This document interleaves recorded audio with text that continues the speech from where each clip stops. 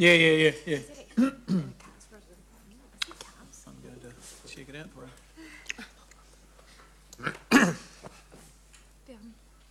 So that's $7. Yeah, it's kind For a bottle. Well, Do you drink your wine? cask wine. Oh, yeah, that's a 2-litre cask. He's crossing it for you.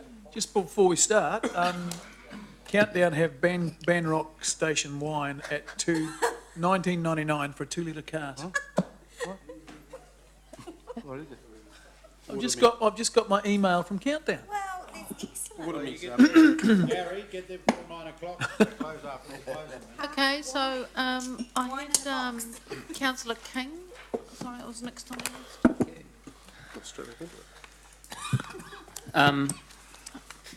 I'd like to move the staff recommendation when you're ready. Oh, Oh, this is a jack-up. Yeah. Something's happened at lunch.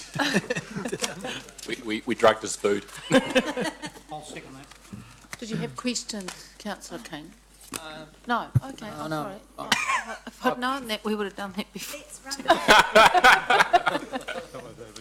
Don't encourage. I just assumed that there were take it and run with questions, it. because we didn't. Oh, I think I've asked the questions Yeah, no, I think we for have all. meetings and after meetings, and We I think have. everyone knows where I stand. So. Correct. Yes, I agree with you. A number of repeat. Right, I do just have a question though. And again, it just relates to conversations that go on and that. And I see that some people are saying, you know, that the calculations might be wrong and that we actually need 2,000 dwellings built in the city. Now, I'm just really looking at page 30. And Page what, sorry? page 30, which gives us sort of a plus 20% buffer. So the way I read that is even with the 20% buffer, the greenfields would be 787 Yes, and the annual would be 13. yes. So there's a big difference, you see, between those numbers and 2,000. I mean, that would be like, I don't know, 5 or 6 more infrastructure projects and stuff like that. Yes. I guess it gets back to a comment or a question over here, you know, have we got the numbers right? So how frequently are you looking at these and assessing what's going on in the market? How often are you actually looking at that? So firstly, those numbers are a simple mathematical equation where you go They are. 70 per week times 52, so we spoke that through before. Yes, that's right. That's taking the simplistic approach. You're Yes, just it is. multiplying numbers out. Yep, and so the model does that. I think there's two things. One, the data that we've now got available to us, that the team have been working on prior to my arrival and certainly later, we haven't had that available before. So the maps that we have now that identify what's available within each of the years of the 10-year plan. So we can now look at that on an annual or more frequent basis to look at what the uptakes are. And as I said before, Councillor McPherson's question is very valid. Is the uptake and the rate of uptake correct? And so the only way we can do that is by looking at things on an annual basis or quarterly basis. And it's only one metric. We would also look at what's happening in the building consent area. So from now on, now we've got these maps, we've got the data, we actually have the ability to look at it more accurately. And the intention is that we would be looking at this on an annual basis, because that would inform the numbers that are required under each of the annual plans. Okay, so you're proposing only really to look closely at it on an annual basis? In terms of the uptake, Well, I'm talking about the content of this, which is essentially a model that models supply. And Sure, there are a sure. number of inputs in it, right? First of all, we've got to calculate demand, then we've got to look at supply, right? Yep. They're models. And they've got inputs into them. And you're saying you're really only going to look at it that closely annually, not 6 monthly, not 3 monthly? I think we can do. I mean, My vision is that we probably have a more robust set of metrics coming around growth to council on a more frequent basis. We haven't agreed how often. It'll be quarterly, might be what we start with. Quarterly growth report makes sense. Because I'm going to ask Councillor King would be happy to add that in, that there's a quarterly report on the matters contained. Because I thought the format was very good, and going forward you wouldn't need all the detail in it, but I thought the format, because essentially it's about what is the demand, yes, and is the supply from our perspective meeting that demand? correct. Because that will give council visibility about whether something needs to change. And I think Because the other issue for me is looking at economic cycles since the 1880s, you know, and they produce this stuff all the time. You know, the next couple of years could be quite interesting. Right. I agree, and I think the comment you made about Councillor Mallett's point about the impact of deferring capital, and does that actually have an impact, is a useful to throw in there on a quarterly basis. I think there's two measures. One is, have we got supply for the future, which answers to Councillor McPherson's point, and then there is what have we got now. And I think one of the things we've been signalling throughout this report in the $1 billion fund is that, and I think this is primarily even to Councillor King, is that there is decisions coming about how do we invest ahead of those growth cycles. And we know, looking at the data, that there are definitive cycles that run between a 7, 8 to 9 year period. And some indicative figures are showing that we're starting to plateau. We know Statistics New Zealand are talking about plateauing of inward migration from Kiwis. So those are all signals we can look at and then apply that to the model. So I think it's a fair enough. Yeah, one of the things that's really pushed this growth spurt has been the net migration figures, which we've never had for forever. Correct. It's been a major driver. So, okay, so yes, get all that. We're happy with quarterly reporting. Yep, that's a good idea. Yep, all right. So, Councillor King, you happy to add in to your motion, and I'm happy to second it, that a quarterly growth report is presented to the council, and then they can give the numbers in the same format as this, but it's be a lot shorter, I'd imagine. But Yes, Yep. short. Yes, no, we can do that. you know, like I mean, this has got a lot of background stuff, and it's just really tables and numbers. But shorten of the recommendation as well would be neat.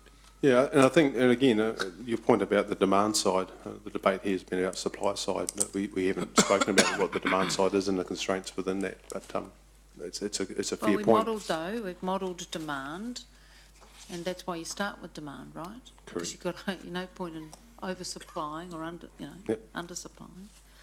Okay. Right, that was my questions, thanks. So, just to sum up on that then, people who are talking about, these numbers might be wrong and it's more like 2,000 are probably doing the simple math instead of actually understanding households, the makeup of households and all those other Cycles, things that yep. go into cycles. Yep, thought so. Okay. All right. Any other questions? No? Yes? Kind of sidebar question. In the, because we've got it in the recommendation that we're endorsing staff to work on a draft proposal, I'm a little bit sceptical of this $1 billion fund. I don't know how quickly it's going to run out. But in the latest LGNZ newsletter, the President said that the Minister for Housing has commenced talks with the high growth councils. Is that us? Yes, we are one of the high growth councils. No, have they started Yes, they talking have. to So us? we've met with the MB officials. Yeah. So we've met with them on what the criteria may look like, what that, how the assessments might be done. They've then sent us back drafts that we've made comment on and sent them back and forth. So there's still a lot of detail to be confirmed, but the general outline is in the report that they would be looking for expressions of interest in December, and then with a more formal proposal. So what we're proposing is that we would start at least using the framework we've got so that we're ahead of the game. We believe that Peacocks, because of the zoning, the designations, the land purchases we've already got, the studies that have been done, is our best bet for the biggest yield to advance the most amount available for the spend, and that is one of the criteria. So, and I think it's fair to say that $1 billion is actually, I won't use the term that was this morning, but it's a drop in the ocean to what could be spent across the nation. The expression of interest process in December, followed by a bid process in February, the expression of interest process is purely so the government can work out how oversubscribed they are in terms of the $1 billion fund. That's my cynical view, that's what they're using that process for, because we could spend $1 billion. And the other thing is, just to make it really clear, this isn't free money. That's right. The government hasn't worked out how they're going to fund it. They say they want to get it off our balance sheet, so it avoids impacting on our ratios and so forth. They haven't told us how they're going to do that either. And it will have to be repaid. Well, it is free money. If somebody gave me No, money, 10 years, interest only, that I could pay back from the returns that I made by investing that money, that is free money. they haven't given us the how they're going to achieve that, how they're going to fund it, how they're going to... We have no detail of the vehicle. It's the closest thing I've seen to free money that Well- government's ever offered us. It's free, yeah, it's fine. I suppose We haven't seen the detail. We're not going to confirm it's free, or otherwise till I see the detail, But I councillor. suppose the issue is... It is interest-free, isn't it? Is Say, that right? Yeah. say Yeah. if it's 150 million that's given to us, well, ordinarily that would show on our books. Correct. So that would affect our ratios, and that would affect our credit rating and all those things, it or does. could affect all of those, right? And then it has to be repaid. Yes, interest-free, that's a bonus, absolutely, but it still has to be repaid, right? So if you've got 150 million added into your budget that has to be repaid at a certain point in time, That's going to be pretty significant. And our understanding is, well, they haven't confirmed this, but their thinking is how do we pay it back incrementally as the properties come onto the Yeah. market? Yeah. But even then, But then even then, this the budget would have DCs to don't cover all allow of that cost. for that, right? Yeah. They It'd haven't have to- solved that problem yet. No, no. There's a I number of don't- hurdles to overcome. I don't think they realised, I don't think How it they works. realised how it worked with it being on your books and A then grant the would be DCs and that. I don't think they realised that. I would suggest free money is they give me $1 billion and we'll see what damage we can do with it. Yeah.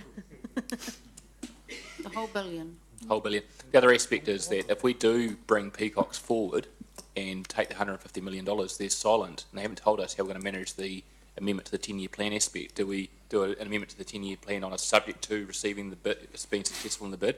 Or do we get the bid, then go out and consult? That hasn't been dealt with either. So there's a whole lot of hurdles in the way. Yeah, but we can easily increase our debt to revenue up to 250 to cater to that, as long as we have a plan of how we're going to handle it, get the money back from DCs Yeah, and but pay that's- back. It's a 10-year plan, so there's still, No. I'm not saying that's the way we should do it, but that still is an option. We still No, need but a Andrew, necessary that consultant there. 250, that's, that'll, hits the government imposed caps, and also that would cause major Richter scale credit rating discussions. See, that's the issue. I don't know that the government fully understood those things. There's a whole lot of challenges here that we need to work through. So Yeah. you're not committing us to getting the money, or you're No. committing us doing it as an expression of interest that we'll be interested in having a discussion about it. And then in March next year, the new council would vote on whether or not we apply for it. February next year, sorry, councillors. An interest-free loan would be useful. Yeah, I mean, that's great. Or interest-free gift. Yeah, exactly. Would be better. Interesting. Yes, I wonder why why don't they make it you don't pay it back? Oh, no, well, the model's quite cool. You pay it back from the different levels as they come in. No, but why don't they make it don't pay back? Because then that's an investment in regional New Zealand or growth Suspensory area. loan, provided you do the work. Yes. I don't know, it's a good thing for New I Zealand. mean, they'd get it back from the Vast. GST receipts in terms of the, Anyway, so. It's probably about making the government's books look good too, you know, by, Yes, by them keeping it on their books and not giving it away. That's right. Okay, is there any discussion on this? Yeah. Yes?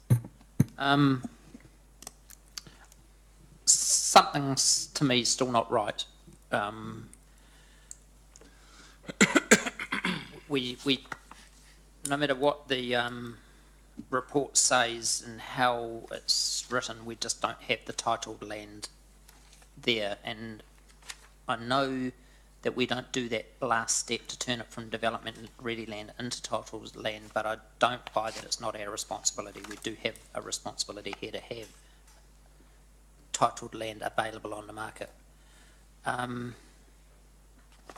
think that the staff should stop justifying, and I think that this report is heavily justifying. I think that elected members, and I'm speaking for myself here, should stop criticising. And that's why I didn't ask questions today, because the questions would just be along the same vein. And I think that we need to unite on this with this $1 billion, and we need to go and we need to fast track what we're doing in Peacocks, and we need to try and work in with central government to fast track. And instead of being in an eight-year plan or something, maybe we can start getting things through in 3 or 4 years, in half the time of what we had originally planned. And I think if we unite together as elected members and staff on this one, I think it's really critical. I think it's a core service, it's a core thing that we're here for, and I just think that this is a really exciting opportunity, and we should just do everything we can to get our $200 million share out of that $1 billion. Right, anyone else want to speak? Okay, just voting, all those in favour, raise your hand. Any against? That's everyone. Thanks very much. And next Who item. did second that? Oh, the mayor seconded it. Next item, item 11, page 57. Who's this? Oh, Sean Hickey. Oh, it's here. This is the additional report you got. Step one.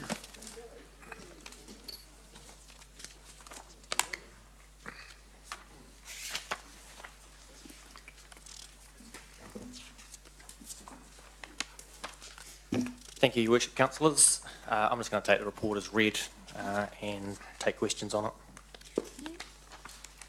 Questions? questions? Anyone got any questions on the report? Anyone got a motion? The motion? I'll move. You'll move, seconder? Second. Sorry, I had a Second. question. Oh. You wish I have two, yeah. Okay, sorry. Look, you've got some figures from, I'm just trying to go to the paragraph, sorry. The survey from February 2015, that's a snapshot. I would be a bit more interested to know what the trend is. I mean, I would suspect that the trend is for reducing paper readership and increasing electronic readership, but that's only a guess on my part, because that was taken 18, 19 months ago. That picture, what is it now? I'm not saying that you can get this now, Sean, I'm not suggesting you should have, because that wasn't the plan, but do we know what's happening with that? In other spheres, electronic readership is going upwards, and paper readership is going downwards. Yeah. So maybe whether or not it's time to get rid of the paper issue now, what do we morph it into if we continue with the City News, and when do we do that? I think probably so we don't have anything since February 2015, but if you look at attachment 2, page 20, I think it is. 21 perhaps. What it does show is we did the similar survey in 2012. So you can see although the chart says 2014, that's actually the 2015 result. So you can see the trend from 2012 to 2015, and there is a declining readership. Was that electronic or everything? Or sorry, was that paper or everything? That's paper. So that's the readership of City News. So those that are regular City News readers has decreased, and those that are reading it occasionally has decreased. So those that have hardly ever read City News has an increasing share. So there is declining readership in that sense. The other thing that Versus, the research company, comment on in the sort of back of their report is that they sort of notice there's two kind of segments. There's an older readership, and they sort of classify that as 45 plus, and that the younger readership under 45 tend to be what they find most valuable about the City News is the sort of what's on, letting them know what's happening in Hamilton, and they have a much stronger preference for online, and that kind of lends itself to a more immediate online kind of communication. Those over 45 and ratepayers particularly, they tend to have a much greater skew to more readership, more in-depth readership of City News, and the sorts of things that they like it for, the reporting of council activities, council decisions, those kinds of things. So it's sort of a way for them to engage with what council does in many respects. Thanks. So just on that, had we done a survey before 2012? Because that's a big difference, right? Yeah, Page 21, that's a big difference. Yes, it is. I'm not aware of surveys prior to 2012. Okay, Councillor Mallett? Thank you. The reason behind this was the balls up, which is a polite way of saying it, of the July 2016 City News, which had a back page with a story called Claudeland's 5 years old, purporting to be an honest and objective review of the performance of the Claudelands Event Centre. I just want to know what we can do to avoid the City News from being used as gross propaganda in the future. So I guess fundamentally I don't believe it is a vehicle for propaganda. I think the purpose of City News is to communicate news of council, activities and projects that council is involved in, what's on in Hamilton, and I think by and large that's what it does.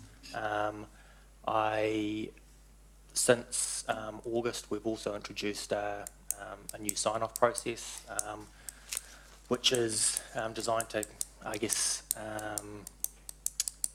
to catch anything that might be perceived to be politically motivated. Okay. You may not think that that's the purpose of City News, and I absolutely think it's not the purpose of City News, but clearly the back page of the July issue, before it was delivered, was gross propaganda. How do we stop it from misleading citizens? Yeah, I mean, I don't believe it does. Pardon? I don't believe that it does. Mislead citizens? Correct. You don't think that the back page of the July 2016 edition was not misleading? It And didn't go and if to it, and if it had gone out to the public, would have been Didn't. extraordinarily misleading. And in fact, the only reason it didn't go out to the public You picked some truth. was that Andrew King raised his hand. He wasn't the only. It's really important that people around this table take their governance responsibilities seriously. Okay, You can okay. try and sweep this under the mat Stop. as much as you like, and I know it's embarrassing. No. I know it's embarrassing to be part of this. Stop, Guys, we've got to Stop, put on our Gary. big boy pants tonight. stop. The question's a fair question, and the chief executive is going to answer. It's talking about the process, So the the, integrity of the items that go in it. So let's rephrase it to what it actually is. so it's my responsibility, and I've made sure that no City News will be released unless I've ticked off all the pages and satisfied that all the pages meet the intent, which is the communication information intent. And the key message I'll pass to the communications team is that it needs to be facts-based, and that's how you would ensure that there's no exaggeration or outright misrepresentation. And then you as council hold me to account to deliver that, and it's my performance that I'll be judged by that. So that's the process. In terms of July, I pulled it for the reasons that Councillor Mallard is referring to. Okay. So the Lagoima request here, which is part 7, page 7, sorry. Yeah, page 7, it starts on the report. Talks about a whole lot of positions. So it says who authorises it. Prior to July 2016, someone called the communications unit manager. What's that person's name? Communication manager is Lee Cowan. Okay. Who's the general manager, manager customer services? Oh, that was the previous general manager who's no longer with us. So Who's that? that was Jason Dawson. So he'd been long gone before the July 2016. The questions on this page were not in relation to the July issue. The questions on page 2 were in relation to the July issue. The first page was a generic questions about City News in general. So Councillor King's questions was a general question about the City News process, and I was noting that prior to the restructuring, which I should have put a date when I responded to Councillor King, which was July last year, the General Manager Customer Service authorised the City News at that stage. Okay. So who were the members of the H3 marketing team? I don't have those names with me. Sean? Oh, the other Sean, I mean. Yeah, I can represent them. So who are they? I think I can represent them. Well, no, I want to know who they are. Amy Van Garderen is our marketing manager. Who? Amy Van Garderen. Okay. So she drafted the content? I'm just reading what's on here. Who wrote it? The H3 marketing team. So I can replace H3 marketing team with that Amy what? Well, Amy, but look, I am the general Pardon? manager. I'm the general manager responsible for H3, so you can refer that to me. Okay. What have you done? Sorry, I don't understand. What's the question? Okay, well, she clearly drafted a misleading document. So has she been corrected, or? I don't actually accept that that was the fact in terms of what she drafted and what I approved. We were comfortable with what we put forward. There were changes made later on that were not of our doing. So you're saying that on page 8, the response to the Lagoima question, who wrote it, they wrote an earlier draft, which is not that. Okay, so this is this is the back page of the July 2016. Yes, That's correct. I mean, the draft that we had prepared had some other sections that had been removed. So to cut to the chase, the myths that were put, the so-called myths that were put on the top of the page, we had similar speech bubbles below those that answered those questions directly. So we had stated fully what the losses of Claudelands were in those. So, for example, Claudelands is losing money and not meeting its target. It's costing the city megabucks. You had under there something saying to the effect that, yes, Claudelands loses between 9 and 10 million, between $9 and $10 million a year. Is that what your original was? Yes, that's correct. Did it? Yep. 8 million. The net operating deficit of Claudelands is forecast at 1.7 million. Additional costs of depreciation, finance costs, council recharges bring the total cost to 8.6 million. Okay, so that's strange then, because that's not what's here, is it? Correct. So someone else got involved, did they? Unfortunately, I think we have a situation where we had probably too many chefs involved. Okay, so who reviewed it? That's H3 marketing manager, who's the same person, Amy something. Our communications advisor, who's that? Oh, that's communications manager in that case. Lee. The name already given, yes. Okay, the GM H3, that's you, Sean. Correct. So did you review the last draft? So you saw a draft that said, yeah, the losses are whatever they are, Yeah, basically $8 million a year. Did you see the last draft? Yes, I did.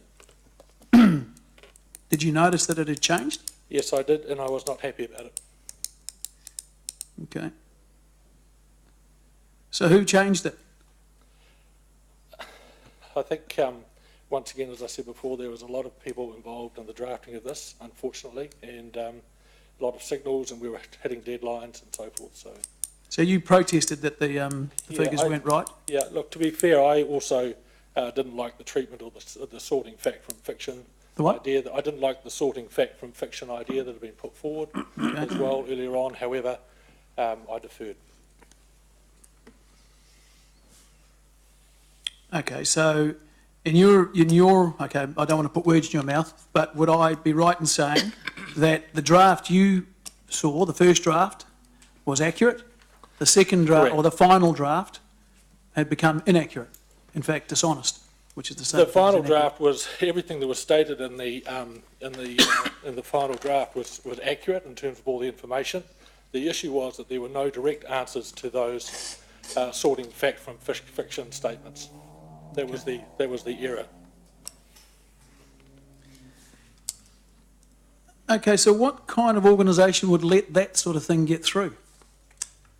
I think one of the things when I looked through this, I did a thorough review of what happened, Councillor, and there were a number of people involved in it. There were a number of tight deadlines. I received a copy of the City News during the council meeting on the day of I think 30th of June, on the 30th of June. And 11th hour, I never even got a chance to look at it. So ultimately, I should have reviewed it. I didn't. You're absolutely correct. Council Kling identified it, and I pulled it consequently. So there would have been up to, I think, from going through it, I can't remember how many drafts, but 6 or 7 maybe drafts back and forth with various people with comments on it, various changes and so forth. So when I was interviewed by the New Zealand Herald, my comment to the reporter was, there's too many people involved, and it just became a mess. Okay. At the end of the day, and look, I don't know how much coverage this thing's got, and I don't know how many people actually follow this story, but I've had a number of people say to me, I can't verbatim quote them, but in effect saying, that's a dishonest newspaper. I know the Waikato Times is calling it a propaganda rag, but that's because it's in competition with him. But It was never the intent to be. Pardon? It was never sent out as the intent to be dishonest, Councillor. I firmly believe a stuff up was made, and I have put in place procedures to ensure a stuff up does not happen going forward. There's an awful lot of people. Some of them sitting around this table don't believe that. Don't think there was, and I don't know where the intent or not came from. But there's certainly an awful lot of people who view what happened as a deliberate attempt to influence an election. Where's From your a- evidence for that? That's So from- outrageous. So from a, You are so weak, mate. You are so weak. Come on, guys, Yeah. come on. Okay. Matter of being weak. Hey, You have hey, no idea stop. what governance is. do you? Stop, come on, come on. Just Yeah, it is outrageous because it's Ask- dreadful that it happened. ask- Absolutely dreadful. It's Gary, outrageous that Gary, it happened. stop, stop. Look, come on, guys, you get a fair chance to ask questions.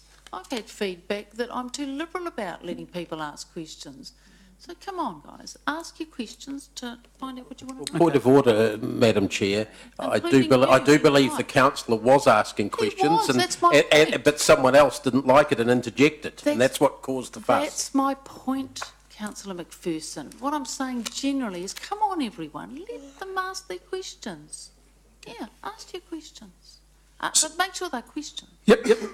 So the problem for us in addressing this thing now is there are people in our community, our ratepayers, the people who pay for this, pay our wages, who have lost confidence in this. Now, this is just one example. When something like this happens, you start wondering what else has gone wrong. Where else is...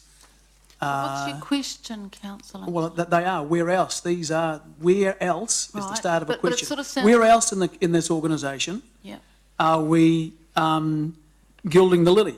right. And I know that. So can you be a little bit more specific? Yes, I will, Okay. because I know there's a. And I'm in these discussions. I'm in these discussions where we're forever saying that's a good news story. Let's get the good news story out. Okay.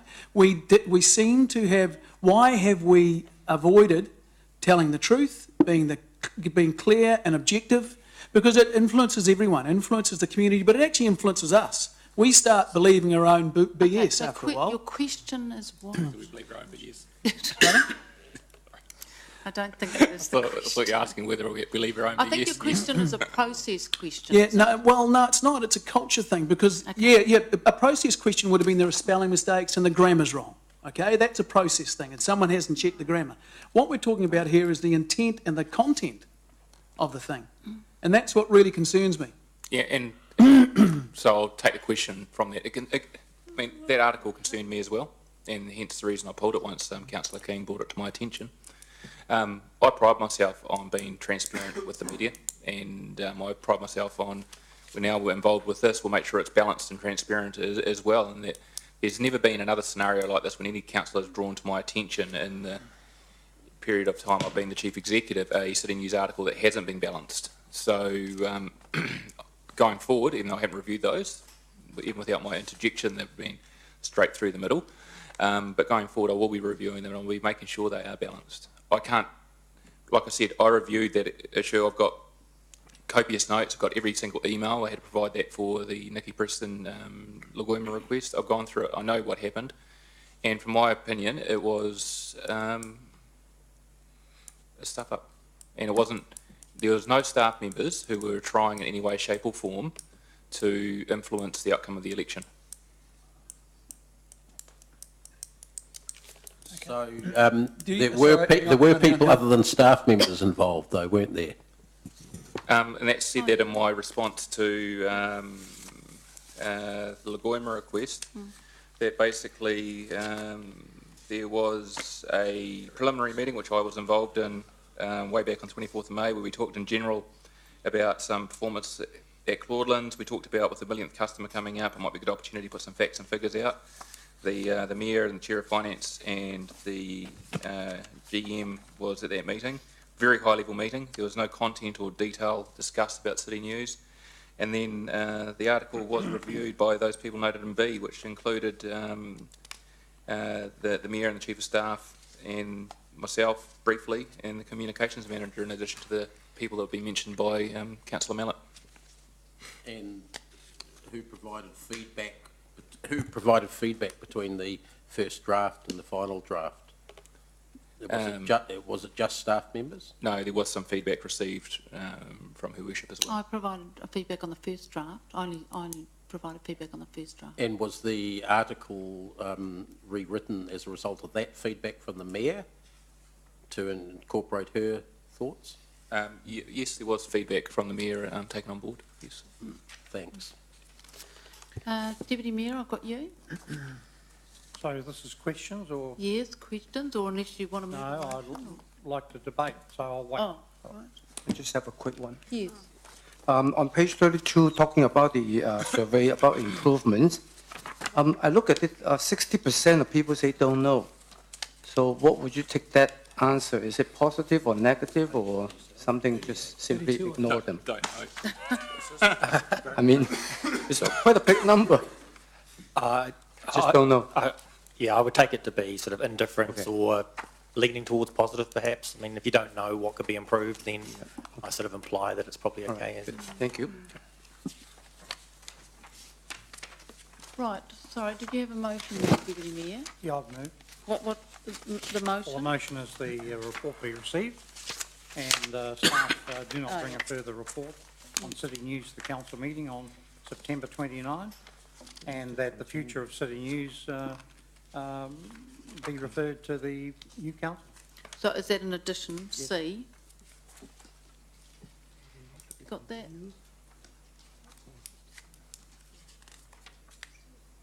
Or to simplify it, be to be continued until policy decides otherwise. Okay, so what is it that you're adding? You just, So the City News continue to be published.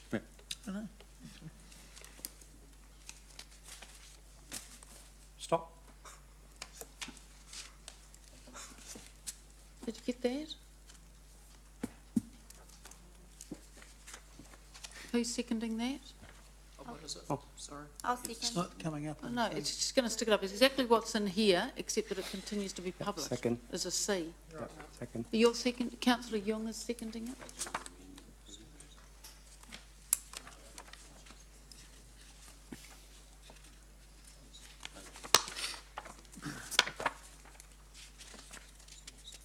Put it up. Everything's the same, except for the last Okay, Deputy Mayor, are you? was changed, I think. Your Worship, could I ask just a process question there? If someone were to vote against that, would they be voting for the City News not to be published? It's a little bit of a, I'm not sure Double of the negative. situation. What's the question, what's the answer to that, please? My view is that there's no motion to cancel City News, so Councillor McPherson is correct. If we just remove C, the implication is we continue with City News as it currently stands.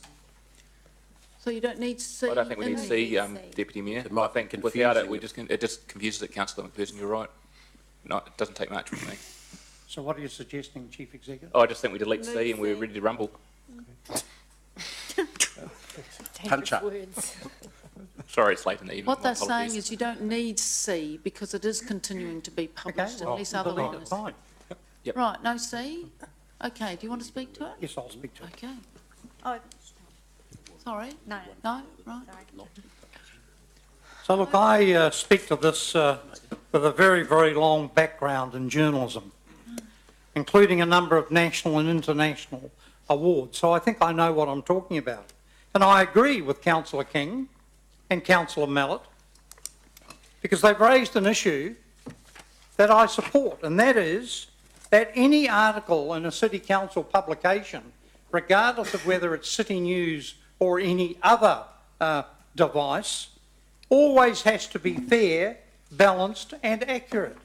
That's what I've learnt in my lifetime in journalism.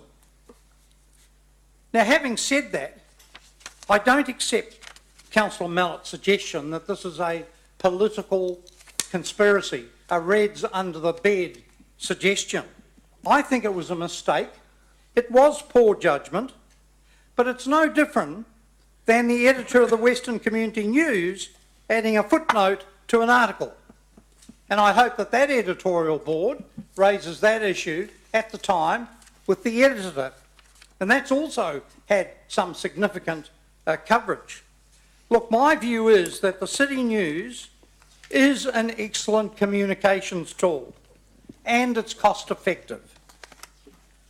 The story on Claudelands, while Councillor Mallett knows and does have a good understanding of Claudelands because it's an area of interest, the harm was the reprint of the paper, the $7,000 odd that it cost in ratepayers' money. And I think the Chief Executive made a wise decision in pulping that issue and redoing it. But look, over the time I've been on council and in this term, I've dealt with heritage policy matters, civic awards, 150th city anniversary, Ypres Garden, Anzac Day, Hamilton Gardens. And when we sit down, and Councillor Gallagher will agree, when we sit down with the general managers in all of those areas, the first thing we say is we need some publicity on these matters.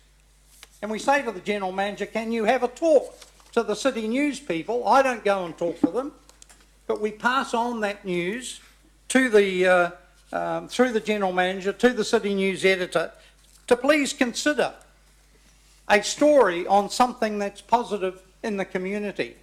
And I would say if you really analyse city news, it is full of very, very positive stories. It's got council public notices. And I even argued for a number of years about listing all of the councillors and the phone numbers and the photos. And I know when City News is out because I get phone calls from ratepayers who've got, or residents who've got an issue. That's because So I think listing councillors, their photos and phone numbers and emails is a vital way of allowing residents to communicate with us. So I accept that it was a mistake, poor judgment, and it was fixed. And I don't think that's any reason for Councillor King to have surprised us all last week with a motion and no basis, and I know it was withdrawn, but there was no basis for us to consider the City News when he raised it and placed a motion on the desk. I mean, how would Councillor McPherson like it if I said, look, Mayor, I'd like to table an urgent resolution tonight to suspend the payment of $95,000 to the Western Community Group until we get a resolution over the conflict between the paper and the organisation. He wouldn't like that one bit. No, I'd love it. Let's have the debate. But I wouldn't do it because I'm happy to support the money, and I always have, that are going to the community houses. So I just raised that as an example. So that's all I've got to say. City News is a great publication. It deserves continuity, but hey, the new council may have a different view. And I think under a proper discussion about what tools are needed to communicate to the public, if City News becomes a casualty of that, I'm relaxed about it. But I'm not happy about the way in which Councillor King raised it or attempted to raise it and get an outcome at the recent meeting. Thank you. Right. Councillor Mallett, then Councillor McPherson.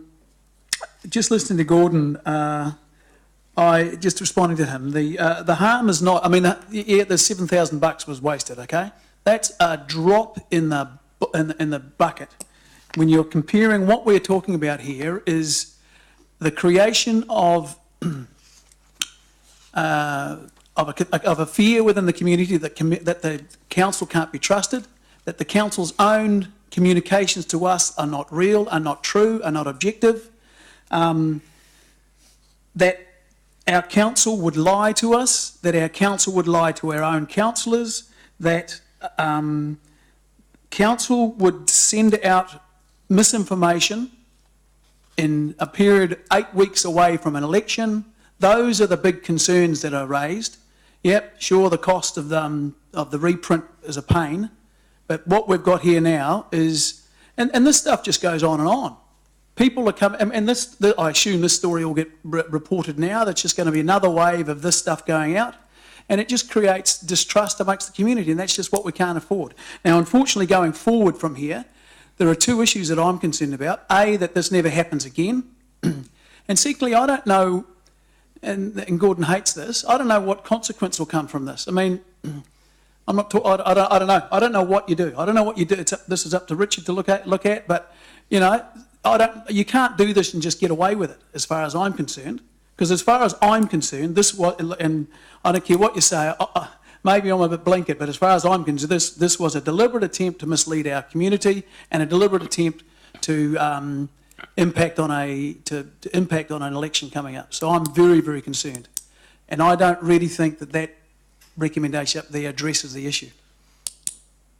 Councillor McPherson. Yes, thank you. I would like to bow to the Deputy Mayor's considerable experience in the media field. He's clearly learnt a lot from that, as well as his political experience, because it's told him that when under attack, or when one of my friends is under attack, let's create a diversion and attack that, and ridicule that, and that'll maybe take some of the pressure off my mate.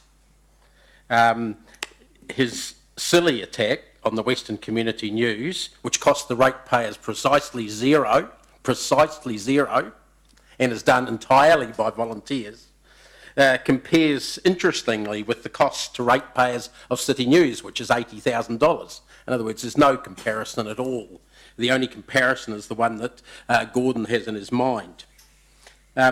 It's clear, I don't support stopping City News right now, but I support a lot more transparency and honesty, and I think we had quite a cover-up, quite a lot of duck shoving, even this meeting, from managers trying to cover for what actually happened and try and sort of tell a little bit of the story, not the whole story, when they should have right from the start come out and said, yes, the Mayor was involved in the start, the Mayor was involved in the changes, staff did them. I believe, these are my words, staff were under considerable pressure right from the start, from the Mayor and some others, to write that article and then to make the changes to the article. And I think that the evidence that Councillor King's received shows that. We should have been far more upfront out of that. It shouldn't have had to have been a Lagoima request to get that information out. There shouldn't have been the mistakes. I agree with the way that the Chief Executive handled the canning of the issue and the reissuing of that. I think that was the right thing to do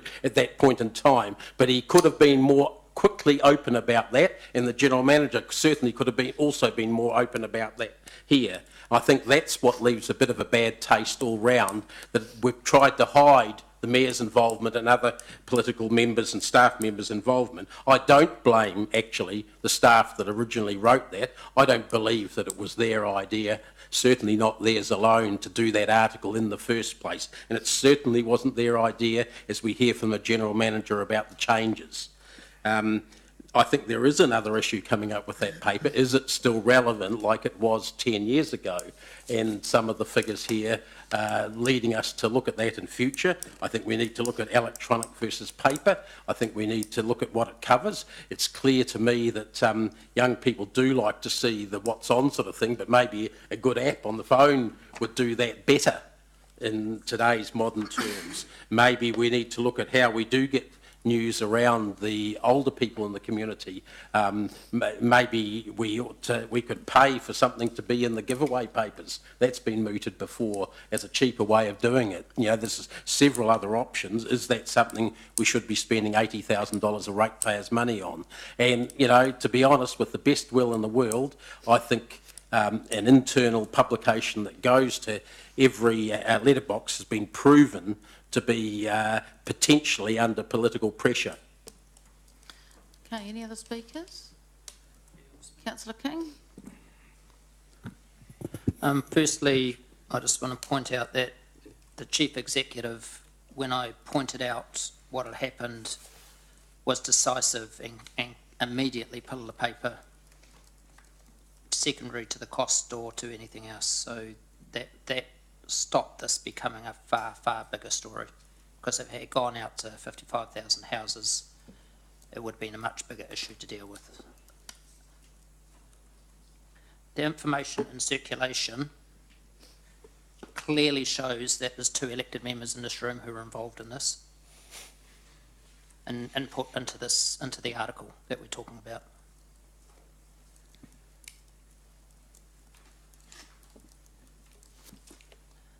This is and was wrong, and this shows where we've ended up. We've ended up with politicians having basically hijacked this article and who knows how many other articles before this, just putting their spin on it or their line or what they want, when the other 11 people around this table, in this case, had no input into the article. Point of order, Your Worship. This is the first time Councillor King's talked about other attempts at political control of the City News. He has no evidence. The only article we're talking about is the article on Claudelands, which was wrong and was removed and it was reprinted. He has no evidence, unless he can show us evidence, of any political interference with past copies of City News. Yeah, no, look, I'm going to overrule that, because what I think here is people are expressing opinions and they're most free to express those opinions in debate. Carry on. What I'm saying,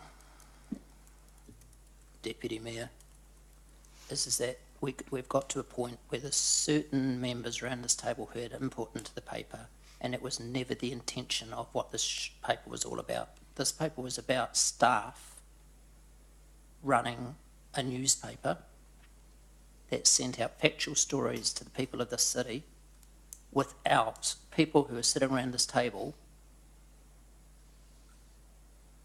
putting their spin or choosing what stories go in it. And this is a clear outcome of what happened. And interjecting halfway through the story on a point of order that isn't a point of order to break what's a very important situation here. Point of order. I'm entitled to raise a point of order and it was ruled out. I accept that. I was entitled to raise it. Yep, you've got 5 minutes in your speaking time, so I suggest you get on with it. Gordon's 5 minutes is ticking away. Keep going, Councillor King. You've got the floor. The City News had been hijacked by elected members. And I believe this is an example of the manipulation that this council has been subject to, and it spins out. And it even spun right through to show that staff, key staff, senior general managers admitted that he didn't want to pull the article after the input had been put into it, even although he knew it was wrong. And he still was in a position to pull it, but he didn't want to. Because the power and the position where people are in is tilted in the wrong direction.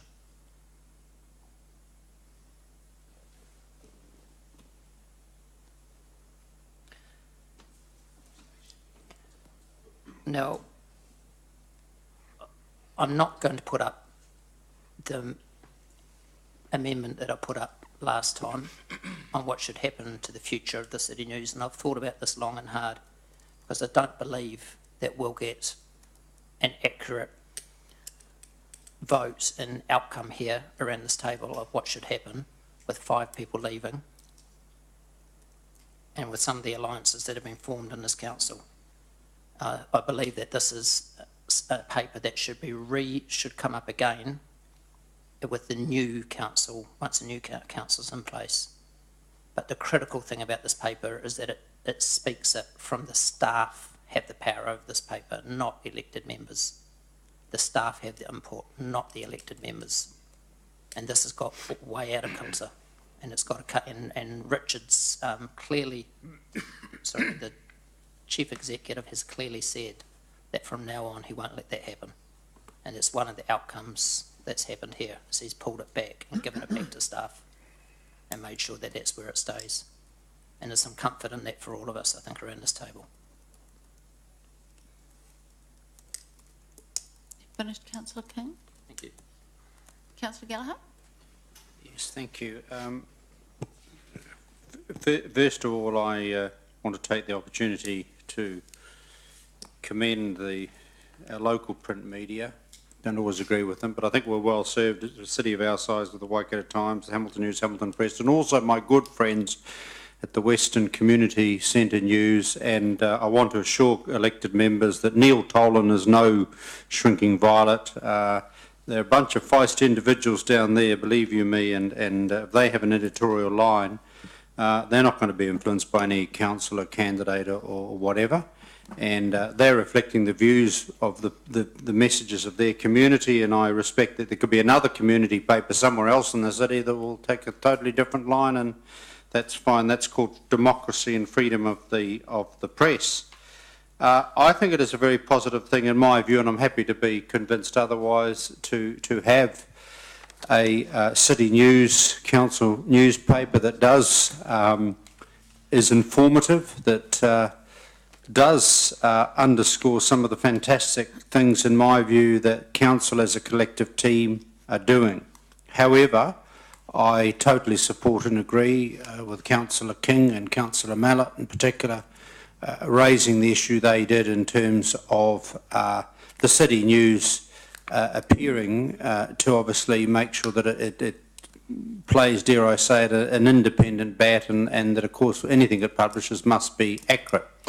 Where I do respectfully differ with Councillor Mallett, and I want the Chief Executive to take this on board, it is my belief that the Chief Executive and the General Managers, the Management Executive team, respectfully, given the salaries you were paid and the fact that you chose to serve in local government, probably can take a bit of what I call robust scrutiny, right? Albeit the only person we employ is Mr Briggs himself, and basically every other member of staff acts through him. He's the one that is accountable. What I think is very unhealthy, and I want to avoid unless there is clear, concise, documented evidence of ill intent, is to get into a situation of a name and shame of staff staff below the GM team, in my view, who may or may not have made a muck-up, but there's no ill intent. And there is a process of natural justice. And I don't think in a public meeting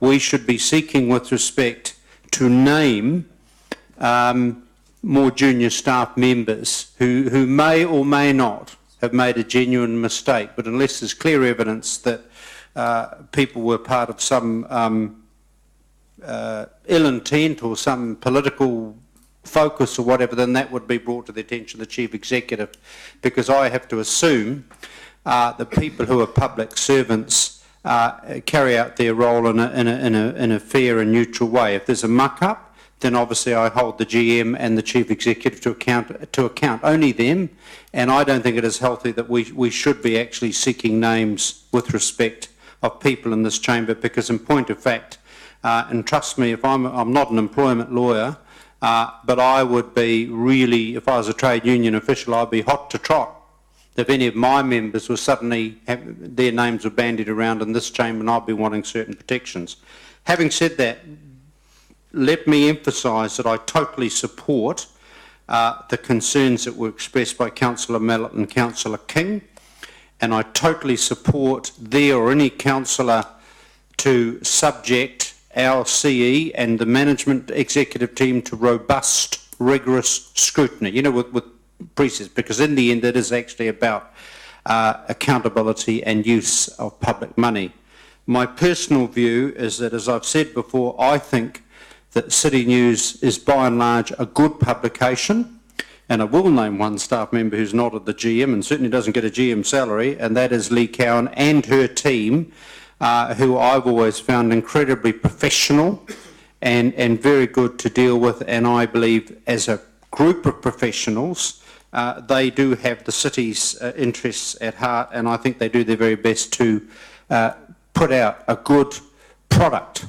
Having said that, I think we've now refined that as a result of this, and we've now got a process where they and the rest of us can be protected you know, from charges of political interference, and that we now have a paper where, in the end, the Chief Executive does the final tick off. That is my point of view.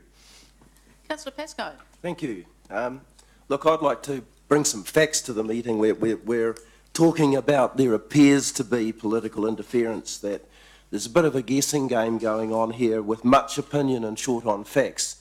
If I go back to Councillor King's comments at the finance meeting at 1:04:24 seconds last week, Councillor King said this wasn't a mistake. The official information request clearly shows that comms were supposed to run City News, but it actually has ended up with political input, particularly from the Mayor's office. The Mayor and the Chair of the meeting today were involved in the article.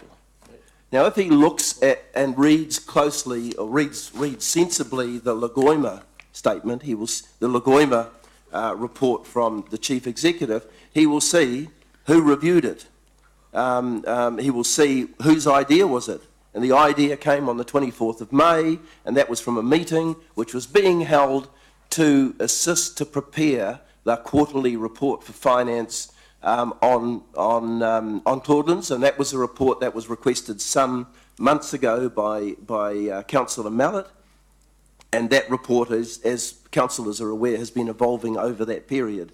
Now, at that meeting, we simply did, as two elected members, what every other elected member does from time to time, whether it's with City News or it's with the media, and I saw one media release from an elected member go out today, and that is to inform what might be a useful article to go in City News. And it was, at that time, a useful article because it would be leading up to the millionth person, and it was also an opportunity to take the kind of information that's in the report that comes to finance, which is in the public domain anyway, and have that on a page in City News. So to suggest that two of the elected members were involved in political interference is quite wrong, and I think that Councillor King really needs to withdraw that comment that he made at the last meeting. Thank you. All right, Councillor Young? Can I No. come back Well, he's with... been asked to withdraw. That's a legal sort of situation under the... Oh, is that right? Have you, can I clarify? No, just stop. I thought you were saying that in terms of your debate and not actually formally. Well, I don't think that, I wasn't, it wasn't a request to withdraw No, it. that's what I thought. I'm sure that he Okay. won't. So no, I'm not going to hear you. Point of order. I've got Councillor Young and then I've got Councillor O'Leary. Point of order. And what's your point of order? I'd like to clarify what was said in the last speech. No, I'm not, unless you're going to It's- point to something that was incorrect, you know, or a valid point of order. I'll wait while you decide what that is. The point of order is that I'd like to clarify what was said in the last I speech, don't which think- is... A point of order isn't a clarification. If you check the standing orders, you tell me which section you want me to address.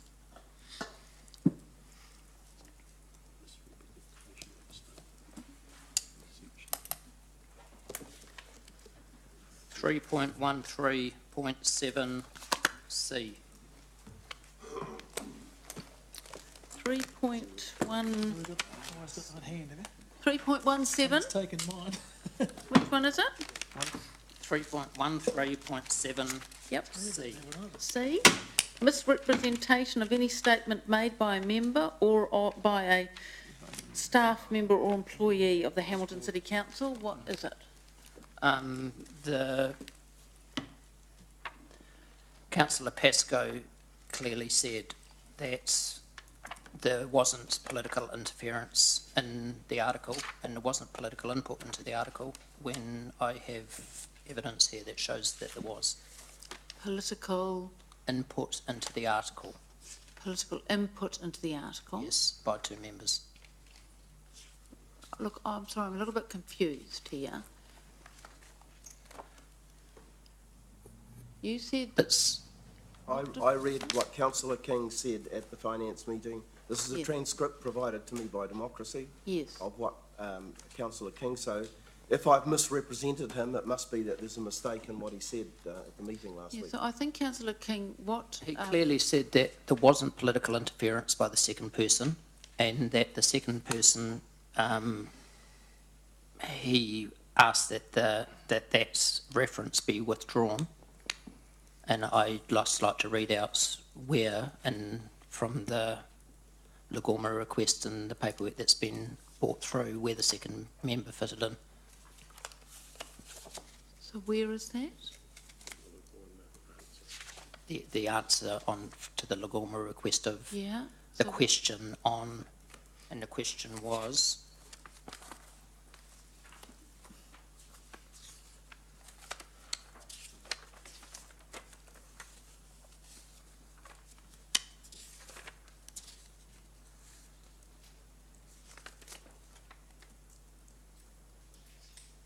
who had inputs into the article. Yes. And the answer was the chief of the finance committee, the mayor, the chief executive, the executive director of H3 and major events. I haven't got that on my Lagoima. You must be reading it from a different article. It's not in the report of today, it's in the actual documents that were provided to Councillor King and the rest of the Okay. councillors some The weeks documents ago. that we've all got show that It's you were at the it's meeting. the and that you had- attachment to the I'm looking at this document here, which is the response to the Lagoima request from Councillor Andrew King in relation to the Claudelands article in City News. Which is always. So this was on Which the is all- which is what I've 24th got. of the 5th, 2016. So is that a different response, is it, to the one that I've got here? Are you referring to whose idea was it, that section? Yes, yes. So whose idea was it, which was item C? Yep, yep. The meeting was held on 24th of May 2016 to discuss Claudeland's performance and possible competition with other convention centres in the country. No, it's not to do with that report at all. It's to do with your earlier answer that was copied to all councillors you told us the other day, last week, which included a whole series of emails and other documents relating to this as an attachment. I thought this was it. Not today. Well, I mean, that's what, Look, anyway, putting that all aside, I've given people a lot of leeway to express opinions here, and I think there is a lot of expressions going on, and I'm not going to entertain any more of that point of order. Councillor King, I think you've gone through what you think. Councillor Young. Oh, thank you, Your Worship. Now, I look at this report and based on the City News review, I found something quite interesting, and I'm really speaking for the value of the having City News. When I look at the report here, for those people aged 45 plus, 74% of them want to have hard copies of the City News. So that means I can say most of the elderly, older people want to read the City News, the hard copy. And also the amount of content, just right, 72%. And also the content ratings, the first three basically is the event, decision from council and council services. So I guess this is quite a popular City News sent to all household, and people can read that. And also I think I personally been involved with the City News in the past, well, within 3 years, at least a few articles. For example, I have some input in the Hamilton News Settler Guide. That's a publication by council. And then the Ethnic Festival Guide. And actually, even I contributed one article about Chinese New Year as well. So I guess I'm guilty about influencing the City News as well. Councillor Young, there's lots of councillors have had input into articles in the City News. Yes, that's right. So that's what we've been doing, and that's what the residents want to see, what's happening in the city. And to tell you one more thing, actually the ESO home tutor, they are using the City News to teach migrants and refugees English. So one suggestion in the future, use plain English. It's easier for them to learn. Thank you. Very good, thank you. Councillor Leary? Yeah, thank you. Look, I'll be brief. Good. I also emailed the CE shortly after I got Andrew's email. I was reading it at the time and said I was concerned as well and agreed with what Councillor King said, absolutely. Councillor Mallett, there were others of us that were concerned and about the same things. Look, I think as far as I can recall, in all the years that I've been here with City News going, I think this is the first time we've had anything like this, and we are human and we have made mistakes, and this is the CEO's responsibility. And I really agree with Councillor Gallagher, and I knew that he would make comment to it. I think it's really inappropriate and a shame for us to name and shame individual staff members. So I completely support Councillor Gallagher on that. We have one employee, and that's that man sitting up there. And he's assured us that this will not happen again, and he's put processes in place. In my very limited life of owning a business, when staff made a mistake, I always looked at the processes first. And if they were found wanting, then I would fix them. And if the process wasn't found wanting, then I addressed it with the staff member. And the CE has said to us the process was found wanting. I think from what I've read that there were some there were too many chefs in the kitchen. There were, I guess, some timing issues and just some bad judgment. But we're human and we make mistakes. Councillor Young brought up that he's been in the City News, and I think he was on the front page for that one. And in this term, Councillor Gallagher has been on the front page for a great project that he was working on. Councillor King's comments for the libraries on the front page, Councillor Forsyth, and the list goes on. I know that I've heard in the past Councillor Mallett disagree with me on that particular issue and say that, you know, it's not about elected members, but and it's not, and I agree. It's called City News, it's not called elected member news. And tellingly, in the survey, it says that the stories about elected members and staff are only about 7%. So clearly no one wants to read about us. That's fine. But people elect us on our issues and what we stand for and who we represent. So I actually celebrate the likes of Councillor Young, Councillor Gallagher, Councillor Forsyth and Councillor sorry, Andrew, King. Councillor Go-Leary. Councillor Go-Leary. And I'm sure I've been in there as well. Certainly don't think I've made the front page, damn it. But yeah, and you know, people do want to see that we're achieving these things. So I think that that's positive. I hear all of the objections around the table about the issue that nearly went out, and I absolutely 100% agree with those. But that man up there is responsible. Let's not name and shame. And I think he's got the message. Yes, Richard Briggs. You could never shame him. He's got a name plaque in front of him. But I think he's got the message loud and clear. And let's just take a moment and trust that this has now been sorted. Right, anyone else? Everyone else has spoken. Anyone else want to speak? I'm going to make a few comments. City News has been a publication that's had a lot of discussion while I've been the mayor. I think we've had 3 formal discussions. I remember very clearly the lengthy discussion we had in the last council in the councillor tea room. And one of the things that came out of that was to put the councillors' names and telephone numbers in it. Another was to establish an editorial board to work with the general manager at the time, Jason Dawson. And in fact, my recollection is that that editorial board dealt with 3 issues of the City News, and then it sort of waned away. While Jason Dawson was the general manager, he was actively involved in City News, and he sought out councillors and the activities of the city. And in fact, there were lots of stories where councillors were involved, photos and gave quotes and stuff, which actually I thought was quite appropriate because that was the feedback that councillors gave. It was an opportunity for them also to demonstrate their commitment to the community and the ideas and the projects that had mattered to them, and I actually thought that was good. In this term, Councillor Gallagher has hunted me down about getting things in the City News, and I've duly passed them on. I have asked, well, pretty much requested that staff put particular things in at his request, and he has duly been quoted and photographed. The same has happened with Councillor O'Leary, the Deputy Mayor, Councillor Young, Councillor Tooman, Councillor, I'm not sure, Councillor McPherson, maybe not. But I guess what I'm saying is that that has been the practice, and I thought it's actually been a very good practice. I actually think City News is a very important publication. Older people read it and they like it, and they actually like to see stories about the things that are happening in their community. As to the matter at hand, I do need to make some comments because some of the things that people have surmised are incorrect. And while I'm not in the game of naming and shaming staff, I do understand that there were certainly some confusing things happening.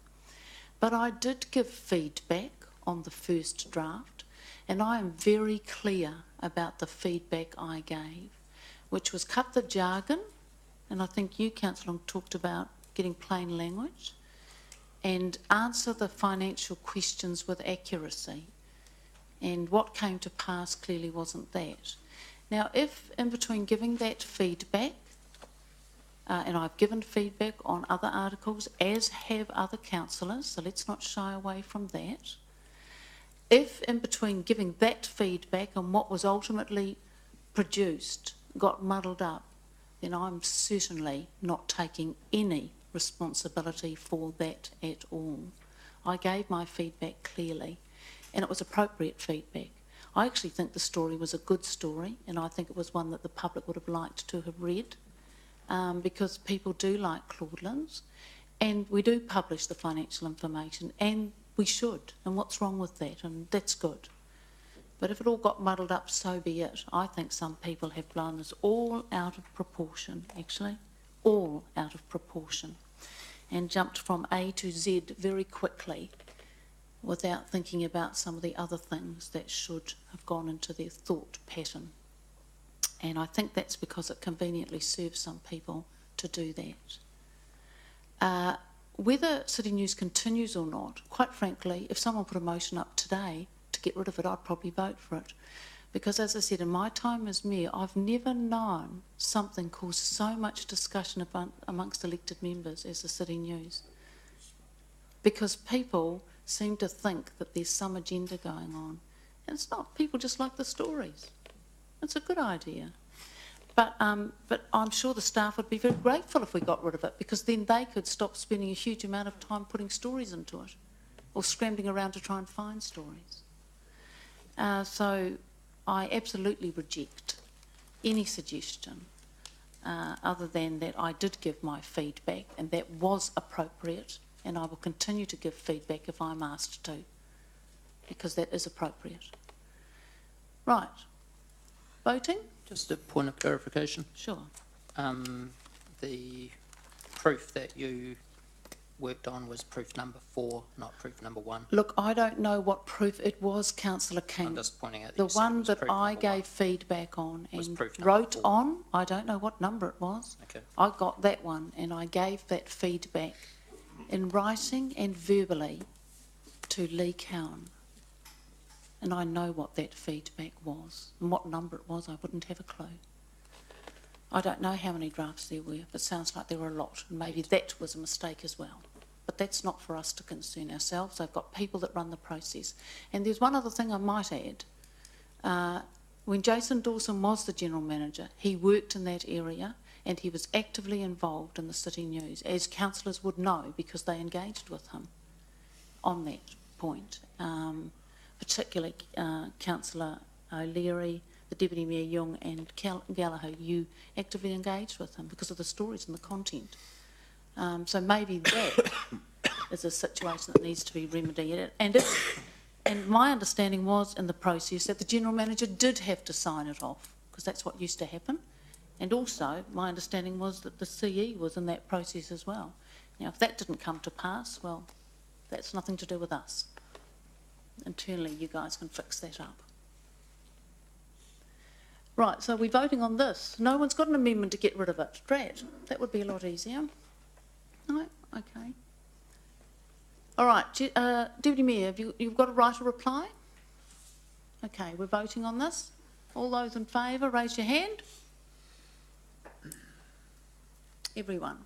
Any against? Right, thanks very much. Next item. It's Finance Committee. Councillor Pascoe. Right, I'm happy to present a recommendation to Council from the Finance Committee of last Thursday, and they are proposed easements over Recreation Reserve. There is... Yeah, we can read it. I thought there was 2 of them, but there's... Oh, yes, 2. One in Morris Road and the other one in Embassy Park. And I'm happy to move. Seconding that? Thank you. All right, it's moved by Councillor Pascoe, seconded by Councillor Toomey. Is there any discussion on it? All those in favour? Aye. Against? Council controlled organisation, that's yours, Councillor Mallett. Thank you. This is a recommendation that the directors' fees for the board members of Whipple increase by $25,500 from a total of $137,500 to $160,000 in total. I'll move. We just make sure the recommendation is corrected to 160,000. It's incorrect at the moment. It's a missing 0. Oh, well spotted. 160. Who's seconding it? 1.6 Oh, million. missing a Sorry, correct. Councillor Pascoe, you seconded it. Any discussion? Question. What's your question, Councillor? Well, the question is, Gallagher? this is a report from the chair of the CCO subcommittee, I assume direct to council because around the delegations. If you wouldn't mind, Councillor Mannett, could you just give us a very quick summary as to the reasons that the CCO Certainly. believe that there should be an increase? Yep, I'll just correct, Blair can just nod or wink if I get it wrong. They haven't had an increase in 6 years. Right. We went to the market and got a report by the Everest Group to make sure, to get some benchmarking. This fell within those benchmarks. And more importantly for me, is that they are actually doing what we've asked them to do. They have, I don't know how much we want to talk about it in public, but they have tightened up the reins. They're not now shooting over to South America and trying to do great big expansions over there. They're running the property business very, very well and had success of getting Tetra Pak in there. So if at all the fees are meant to represent their success in their job, they certainly deserve a pay increase. In other words, what you're saying, there's performance. And It's you're happy with the performance, performance. it's performance, meets the market. You've and done an they- independent Yep. assessment of a market rate in this area and it matches. Yeah, three things. I guess they've had no increase in 6 years. Their performance has been good, very, very good, and it matches the benchmarks. Thank you. Okay, those in favour? Hang on. Oh, sorry. You asked for questions and Yes, then I did, not speak. deliberate. I just thought no one had any more. What's your question? No, I don't have a question. I want to speak and debate. Right, go for it. Yeah, I'm totally opposed to this. This is a public organisation, the CCO. Look out for what will happen if there's a water CCO. It'll be the same sort of thing, but that's not my principal point at the moment. This is a 16% increase, even higher percentage increase than the CEO's salary increase that we debated at the last council meeting. I don't think the public expect that there is that sort of increase when wages movements at the moment are around 1% per year. I think this is over the top. I would look at something that mirrored cost of living and think that was fair and reasonable. As Gary interestingly just said, these people are doing what they're meant to be doing, absolutely exactly. And if they're doing what they're meant to be doing, that's fine. Let's pay them what they're meant to be paid, which was the amount that they agreed to sign on for, maybe with the cost of living increase, because that's something beyond their control. Let's not pay them extra out of the public purse, especially not 16% extra. That is not what the public expects, unless you expect that we as a council are fostering a corporate culture right across the board. I don't think we should be. I appreciate that Gary may think differently, but I can guarantee you there are a hell of a lot of people out there in the community, ratepayers and residents alike, that wouldn't agree with Gary. Just put that in context, if I may. That 16% increase is over 6 years. So Yeah, I understand that, so and it's I was talking about I would accept something that equated to cost of living. That's probably about twice the cost of living increase during that period. Again, to put it in context, that's about, I've just done 16 divided by 6, so it's not quite right, but it's 2.666, which is ironic. Cumulative, it's about 2.4, Gary. Okay, 2.3. 2.4, which is well below our annual rate increases. Okay, thank you. It's been debate time. But it doesn't come out of the rates, I mean, does it? Councillor McPherson could do the math for himself, so. No, I have. Anyone else wish to speak? Those for this motion, raise your hand. Who's against? Councillor McPherson. Sorry, I Run didn't. against corporate culture. Okay, so. We just have who councillors, seconded that. got, We've only got Councillor Mallet. Sorry, Your Worship. Sorry? We've only got Councillor Mallet, who was the No, seconder. Councillor Oh, there was no No, seconder. An illegal motion. I don't think we've got a seconder, sorry. Can we start If you again? could be quiet. Sorry. Councillor Pascoe seconded it. An unholy alliance there. So councillors, we're now past 6 hours. So the question I have for you is, do you wish to continue? In which case we need a resolution, or do you wish to end? I'll second. Right, it's moved and seconded. All those in favour? Any against? Councillor Mallet? No, I'm not against, I just would slow. Okay, there's minutes. I'm going to move them collectively. I'll second. Those are the minutes of the 7th, 14th and 28th, seconded by the Deputy Mayor. I'm just going to update you. I did present our submissions in relation to the Local Government Act, which are attached at the back of those minutes somewhere. I did present those, and they were very interested in our submissions. What they were most interested in is the mechanisms we use to hold CTOs accountable, and they were particularly attracted to our CTO subcommittee and the work that it does. Obviously, no other councils in New Zealand have something like that. I think Auckland has something, but nothing like the way we do it. And they were interested in that. And every submitter, I gleaned that every submitter had submitted on the same points as we had about the Local Government Commission's powers in relation to, you know, forcing us to have a CCO. So it'll be interesting to see what comes back.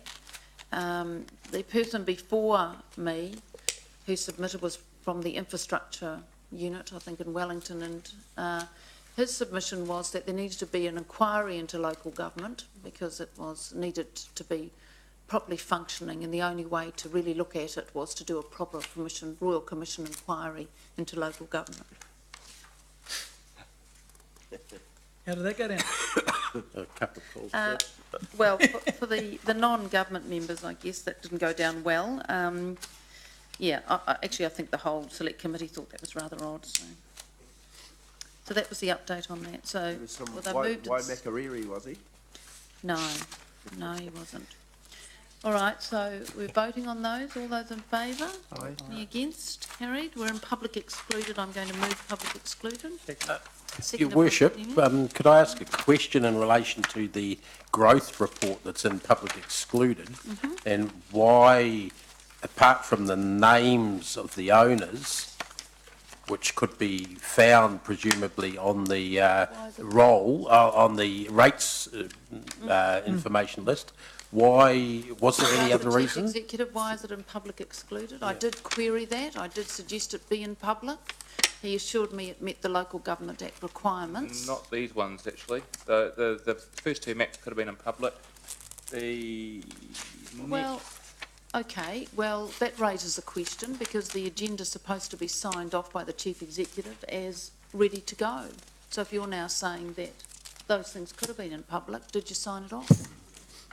But I signed off the open paper, not the public. The advice we had was that, yes, whilst you can look at the individual information publicly through public means, by bringing it together and with the information both from the number of developers in the land, there's a commercial sensitivity to those individuals. That was the advice we had. That's why we put it there. What advice from where? From Lachlan. From the lawyer. The lawyer's advice was that it shouldn't be in public and it met the test in the Act. Yes. Well, can I ask a question to follow that up, Your Worship, and follow up Kelvin's statement just before? If it is correct that all of the information on there is available individually, publicly, then I really don't care what the lawyer's saying. If it's available publicly, then I don't think we have a right to not make it public. That was my thinking. If it's constructed from publicly available information, how could it not be? Because the way we compiled it together into one form was the thinking behind it. It was a conservative perspective from mine that I put it forward. We also have a relationship, but happy to well, no. I suppose it's you guys are in charge. Well, you're asking us to take it. We're taking responsibility. I might give you the reason for why we put it forward that way. Well, with respect, you guys are in charge of giving this council advice about the construction of the agenda. So what's your views? Well, I just gave it to you. I felt that from a perspective of commercialisation where you could see the information collectively together, that was commercially sensitive. Well, I asked if that was a reasonable and it was said yes. So here it is. Your Worship, if I were to go down to the rates department, collect all of that information, go to the planning department and ask what applications had been talked to them about, which I can do and have done on occasions, and collected all the same information and put it together in my own head, would I suddenly be struck mute in a legal sense? We had similar advice when we had a Lagoima request in respect of the the latest rate valuation. We had a Lagoima request from, I can't recall the media in respect of the land holdings at the base and what the overall increase in the rating valuation was. The advice we received at the time was individually the data is available, but collectively as a piece of information that it represents processed information, and that could be considered commercially sensitive. Admittedly, the flaw in the process is if individually you went and requested it, you can find it out. It's plainly nonsense argument because it is available publicly. Your Worship, I'd like to move, I'm not seeking another discussion, by the way, but I would like to move that item, whose number escapes me for the second, be in the public, added to the public agenda. That is the growth report. Yes, thanks. Which is on page, no page numbers. Three. Yeah, I mean, I can guess the page numbers, but it doesn't, oh, it's so pale. 3 of 16. That's probably the system we have, that, again, that's another thing. So you can't photocopy it. Yeah, well, it's a system, of course. It needs to be updated. It's red. Seconded by the Deputy Mayor. I think you've talked enough to it, have you, Councillor McPherson? I think people understand the issue. So, councillors, what is happening here, if they can get the board up, is a motion to move item C1, page 3, into the public. And then if that is successful, then when we go into public excluded, we only deal with C2, and C1 becomes part of the public agenda. Right? People clear on what we're doing? Or what we may do? Then there would be a motion that the report be received. Yes. Yeah, You know, correct. Is anyone unclear? Are there any ramifications that we haven't advised the public? This was... None? Okay. Does anyone wish to speak on it? Can I ask a question? Yes? Richard, can you speak your mind on this? Sorry? Can you speak your mind on this, please? Yes, speak. No, ultimately, to be fair, I actually agree with the point of view put forward by the Mayor and by Councillor McPherson that individually someone can request the underlying information and determine this. It was more the fact that we'd gone to the effort, we put it on a map, and it represented an outcome that consolidated that information, and we've been conservative, is how the GM described it. So Presumably it's a rather large job though, isn't it? You have to go to the Land Transfer Office and search all of the titles On the in order to get the names of who the you know, if you look at those blue ones, or you look at attachment C2, the blue and the grey. It was the nature of it was the way that it's been packaged. So Councillor McPherson is absolutely right, and I have no issue with that. It's the way that we've been packaged collectively with all of the sets of information together, not any one piece of information. So you could not go and get this just off the shelf. This has been put together specifically by pieces of individual information, but Councillor McPherson is right. If you were of that inclination, you could do that. So the Chief Executive's advice is that he's got no problem with it being in the public. So this isn't a situation like you can say the total tax take for New Zealand is so many $1 billion, which is clearly a public thing, but if you drill down and say Mayor Julie Hardacre's tax is this, that would be incorrect. We're going the other way, aren't we? No. Well, we don't know people's taxes. We're not. So this is like going searching the Land Titles Office of everyone you know, or all the Companies Act, everyone, company's site, office site, with everyone that you know, and then recording that in one document. It's publicly available information, but you've taken the time to search it and put it together. It's time. It's all just available online. It is. All of that's available online. Very quick. I mean, is it too different from a ratepayer role and a ratepayer electoral role? I mean, okay, this is identifying particular land with a map, but technically you do that down any street. But if you minus the map, there's a ratepayer role and there's an electoral role anyway, isn't there? So the concept is, if you were a competitor or someone, you could look at the map and look at the numbers in terms of the subdivision numbers and identify that, and be able to work out where you might be able to undercut or have another comparative advantage over that information. Now, yes, that is all available, as you say, no denying that. It's simply because we've packaged it together into a map, which is not really available, and the connection of the maps and that information with the information about the developments and numbers that are titled or not is the connection piece. But comfortable, it was a conservative view to try. So does the construction of the document and making it available to the development community, because they will have access to it if it's in the public, give a competitive advantage to a competitor of A? Well, that is the view. You could then use that information to determine where others are at with what they're putting on title, when they might do that, and timing. That was the conservative view of that. Except, Your Worship, that all the competitors, in this case, are all listed here with their own properties. They're the ones in the area that are able to get the development off. Yeah. Plus it doesn't give dates of when you got consents and all of that stuff, so how long you've got to hold and all of that, right? And, Your Worship, we can get that, the public can get all of that information from the Planning Guidance Office, or the Planning Office here in Council. All right, so we're clear about, anyone need any other advice from staff? Yeah, just one point, Your Worship. Why do we bother even getting a legal opinion on this if we're just going to totally ignore it? You know, we've asked the solicitor for advice on this, and his advice, of course, is to say no, the way it is packaged, it is not appropriate that it should go out to the public. But, Your Worship, I would like to speak on this now, given that sort of question. Hold on, just let me finish. Well, Councillor Tooman, that's right, you can hold that view. That's my view. That was sort of a rhetorical question for yourself, wasn't it? Yep. Yeah, you can choose to accept that view. Yeah, well, Councillor McPherson has said, well, thanks very much, but I've got a different view. Yeah. And that frequently happens around this table. So, yeah, you can hold that view, that's okay. Oh, gosh, right, so off you go, Councillor McPherson, you can speak. Thank you, Your Worship. I just have a No, it's not a question. question. Yes, I've got you next, yep, Question.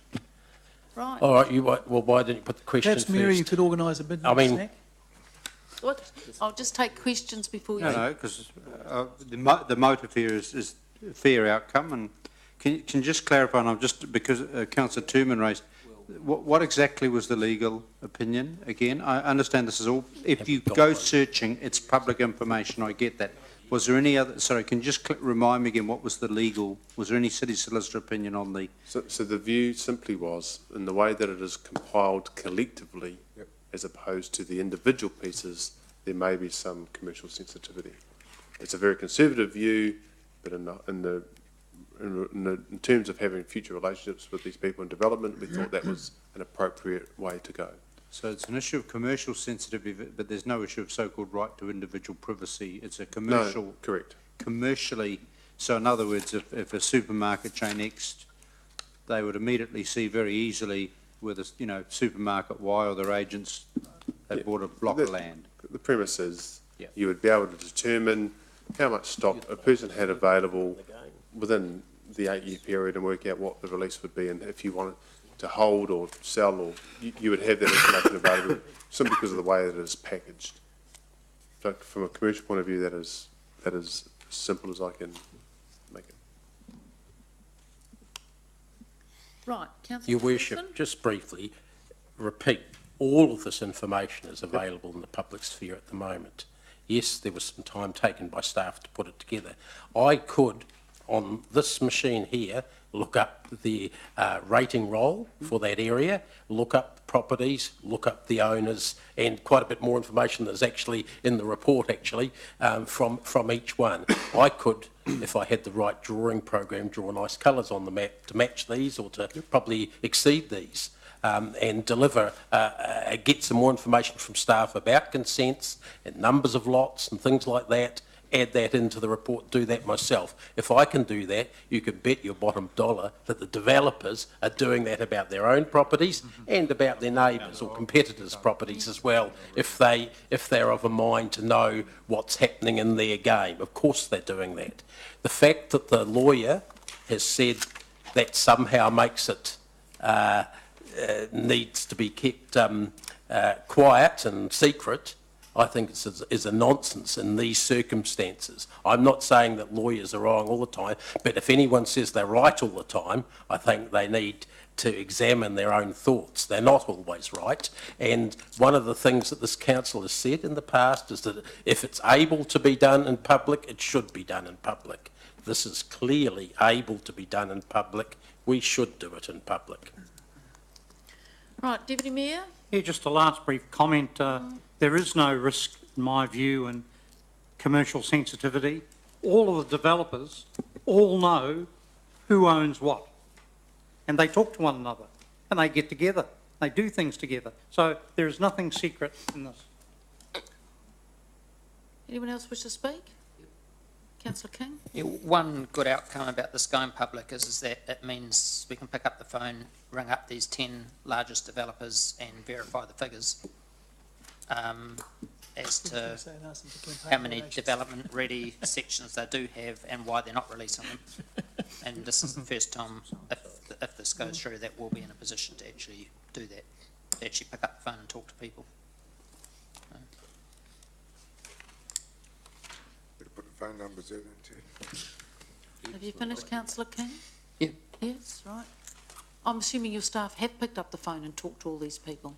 Yes, not about those numbers, because those numbers come straight from the files that we've got in terms of the process and that we've walked through before.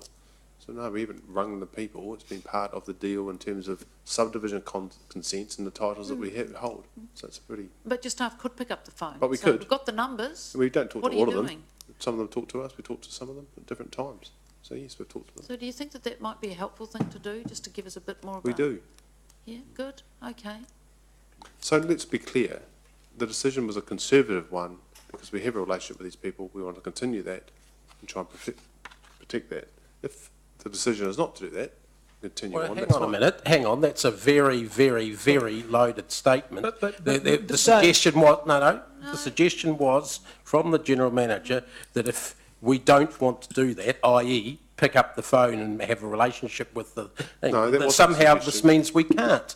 Well, I can ring up Peter Finlay, No, look, who's one of them, and any time I like and talk to him Councillor about it. Peterson, I didn't hear him say that at all. That's how I heard it. So I'd say it's one of those things like we were just talking the item before. It's easy to misconstrue, isn't it, what people say and jump from A to Z very quickly. So we've heard you and you've said the same thing a number of times. I suppose the question I finally have is if the lawyer gave the advice and you two were probably thinking, I'm not sure I accept that advice. Clearly you did accept it because you put it in the public excluded. Yep. So, you know. I'm voting. Yes, I'm ready to vote. All those in favour of moving this item to the public, raise your hands. Richard. Sorry. Those Councillor against? Briggs doesn't have him vote. Right. I move the report be received. So this report is second that. now into the public and do councillors have any questions on the report itself? Right, Councillor Pascoe, you've got some questions on I've got the two report. questions. One is attachment 2 on page 9, and I assume that's the same as attachment 6 back in the report, except it's now got the names of the Where are you looking, sorry? page 9 of C1, and that's the 10 largest developments sections titled. Yeah. Now, if I look at that, does the blue means that the blue area, the top, which is called titled, does that mean that the sections have been DC paid and not Yes, so sold, that or when- have some of them been sold? So what it means is that they are titled, and we are assuming that because they're titled, that is when they have gone to market, because that is generally when you pay your DCs. So it wouldn't make sense to title something, have to pay a DC and not send it to market. So we would assume that they are sold sections by the developer? Well, or on the market or on process to market. Okay. Bob, can I just jump in there for a second? Is it right, Rob said we'd assume they were sold, is that right?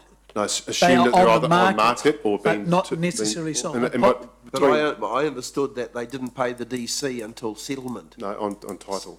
When they receive title, that's when they pay. Okay. So sometimes they'll get the title before settlement.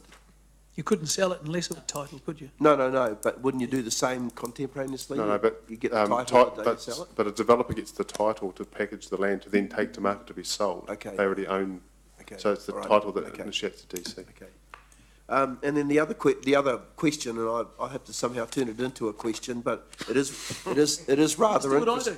it is rather interesting when you look at the map that some of the same developers are in more than one growth cell, and that doesn't in itself augur particularly well for competition, does it? That in Rotorua and in Rotorua, there are at least two of the same major developers in both areas. Yes. So we do have a small market in Hamilton, don't we, when it comes to... Yeah, in terms of major I suppose that developers. is the question. Do we have a small market in Hamilton? A relatively small market in terms of large developers, and there are examples of where they work together, for example in Rotorua, where they're working together on projects to either diversify their risk or to get projects up and running. So that's a fair statement, comparative to, say, Auckland. Thank you. Kelvin, could you just, what do you mean by work together?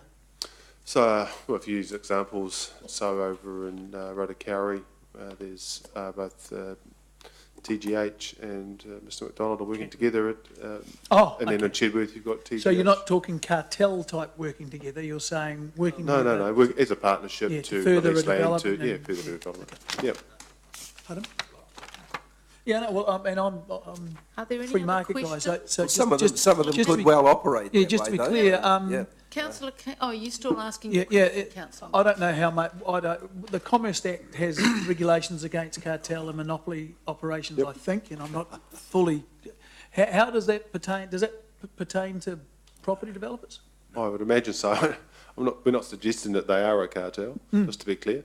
But I would imagine so. It's part of the market system, so yeah, it's a supply of service and goods. I think there's a difference, Councillor Mallett, between working together Oh, yeah, absolutely, yeah, and working together to manipulate price. And it's called price fixing. Yeah. Yes, and that's what the Commerce... That's what the Commerce Act... And we've only shown the top 10. We haven't, there is a wider market, but... Right, the Councillor top, King, you that's had correct. questions? Yeah, I just don't, I know there's been questions asked about the scrap, Yes. but I don't get it, sorry. I get what's total and untotal, but what's the timeline? So it's within the 8 years of, so going back 8 years from the time of this year, so 8 years being the time that you'd be able to hold as a consent for. So the idea, if you So they're live consents? Yes. Okay, got it. Yep. All right. No, good question. Yep. And I just found it interesting that some of this land, I'll give Peacocks an example. Yep. And green outline means developer-ready residential land. Yes. But some of this developer-ready residential land, you can't physically get to it. There's no road to it. There's no way of getting your services across the neighbour's place that hasn't been done yet. These are landlocked, so they can't do their development, but you've got it on the developer-ready residential land list, circle. Andrew, could you give us examples? No, there's a road down to those green ones that you're talking about. Sorry, Kelvin, can Andrew just tell us what page you're on? Murray Shores. So what page are you, mate? Page 5. 5, oh yeah. So Margaret, Evelyn, Murray Shaw. Yeah. Yep. So how do you access that block? So some developers do, because if you've got a development that doesn't want to develop and you want to develop your block, that's up to the developer to work out how you get the easement across.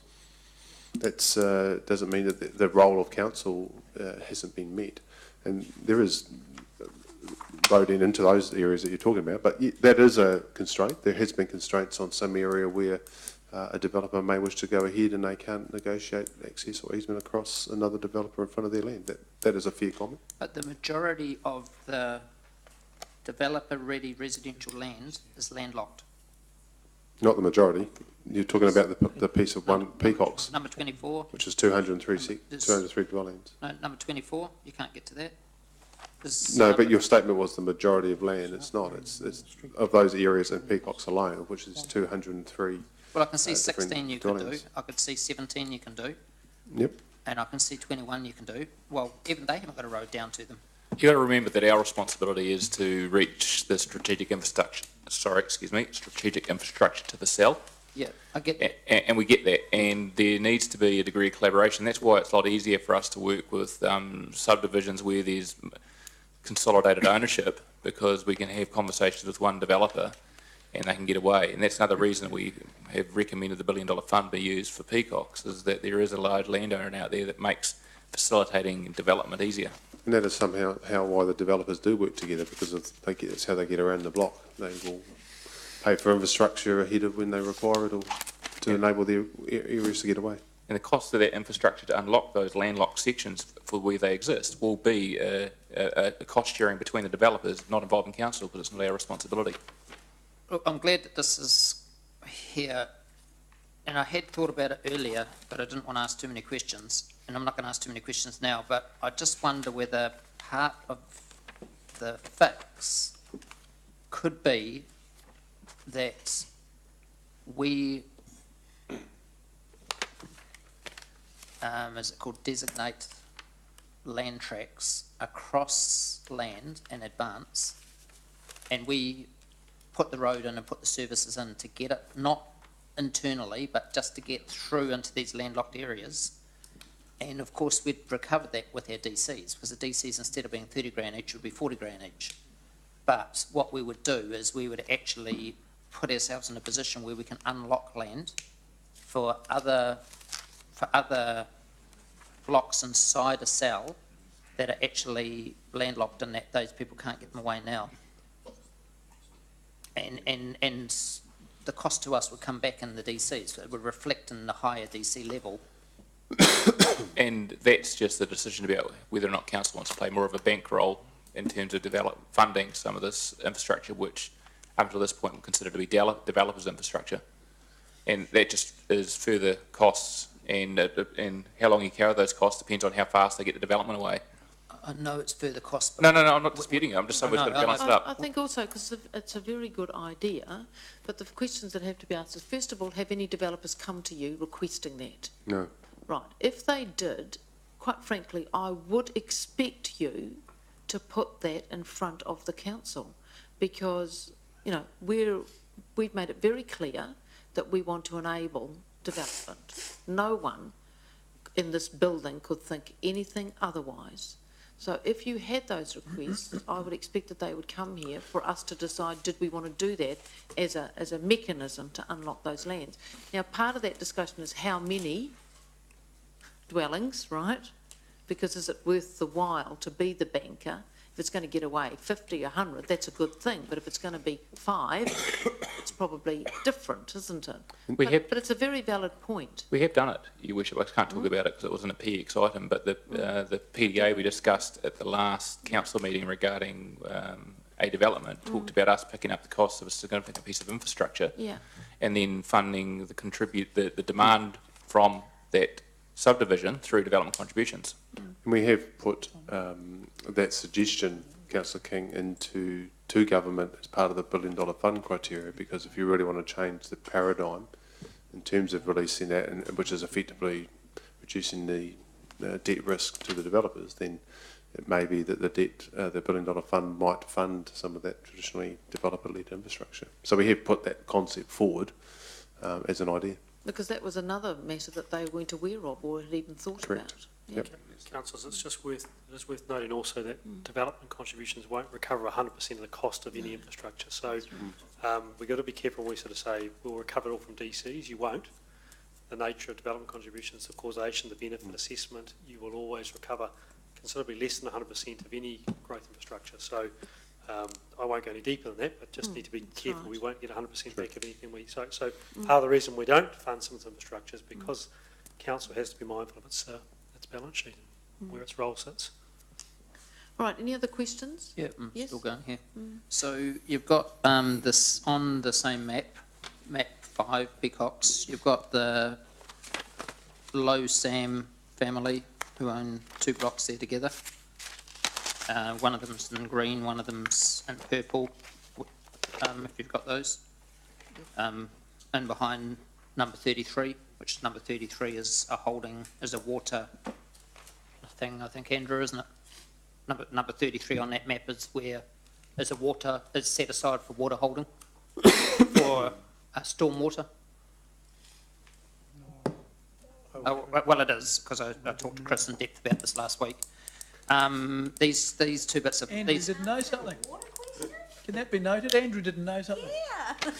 So these bits of land have just changed hands, and they were very keen to get into the market, but they couldn't because of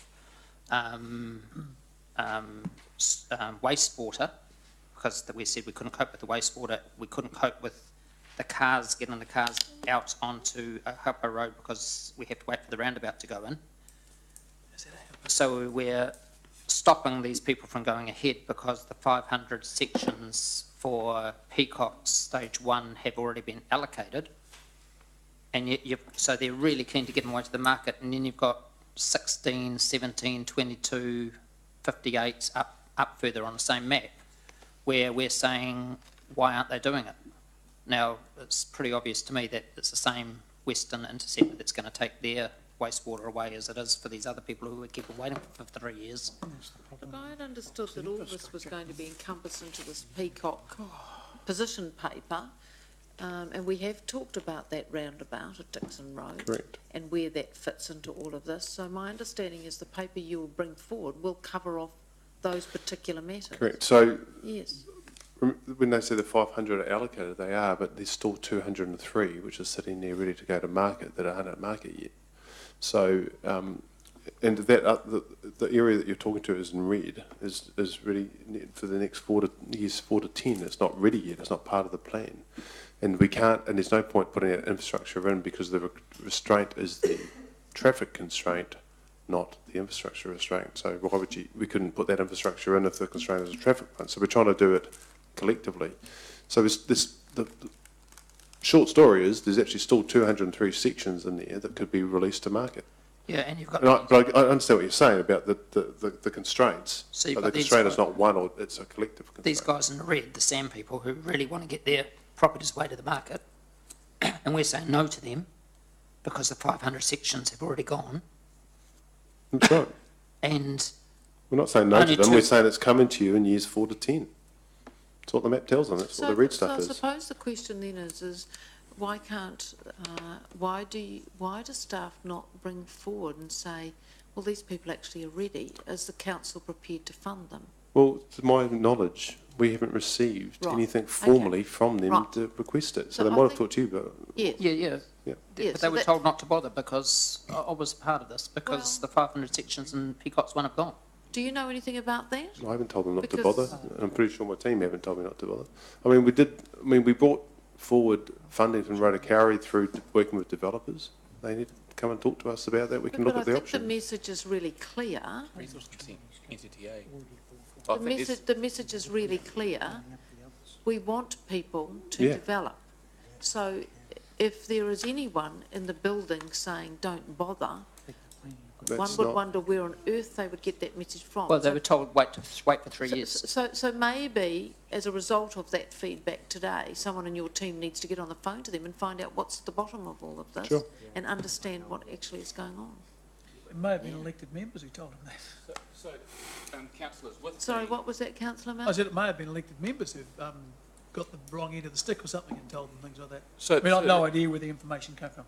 So the restriction No, on the Councillor 500... King said it was a staff member. Oh, okay. So the restriction on the 500 sections relates to the roundabout getting upgraded, doesn't it? Yeah, so traffic. And the goal would be when we apply for the $1 billion fund, we're going to also address that access into Peacocks as well, and seek funding for that as well to upgrade the roundabout. So that'll bring forward, which is currently in year 5, I think, for the roundabout, to bring that forward to enable us to get that part of Peacocks away as well. So as part of the Peacock's proposal for the $1 billion fund, you will have to consider all these ones as well. Yes, And we you'll have, be yeah. talking to them as well, I would imagine. So the concept is, and we'd bring it to you as a paper, is that we would look at the major bridge, the crossing, and this because it makes sense because more affordable location, you get the whole cell away rather than just one portion. So it is part of our thinking in terms of how we get access to that $1 billion fund. So councillor King, can I suggest, if you're going to sort of go through them like that, you know, what might be a better idea, given the time, is that you sit down with staff, if you have information. I have.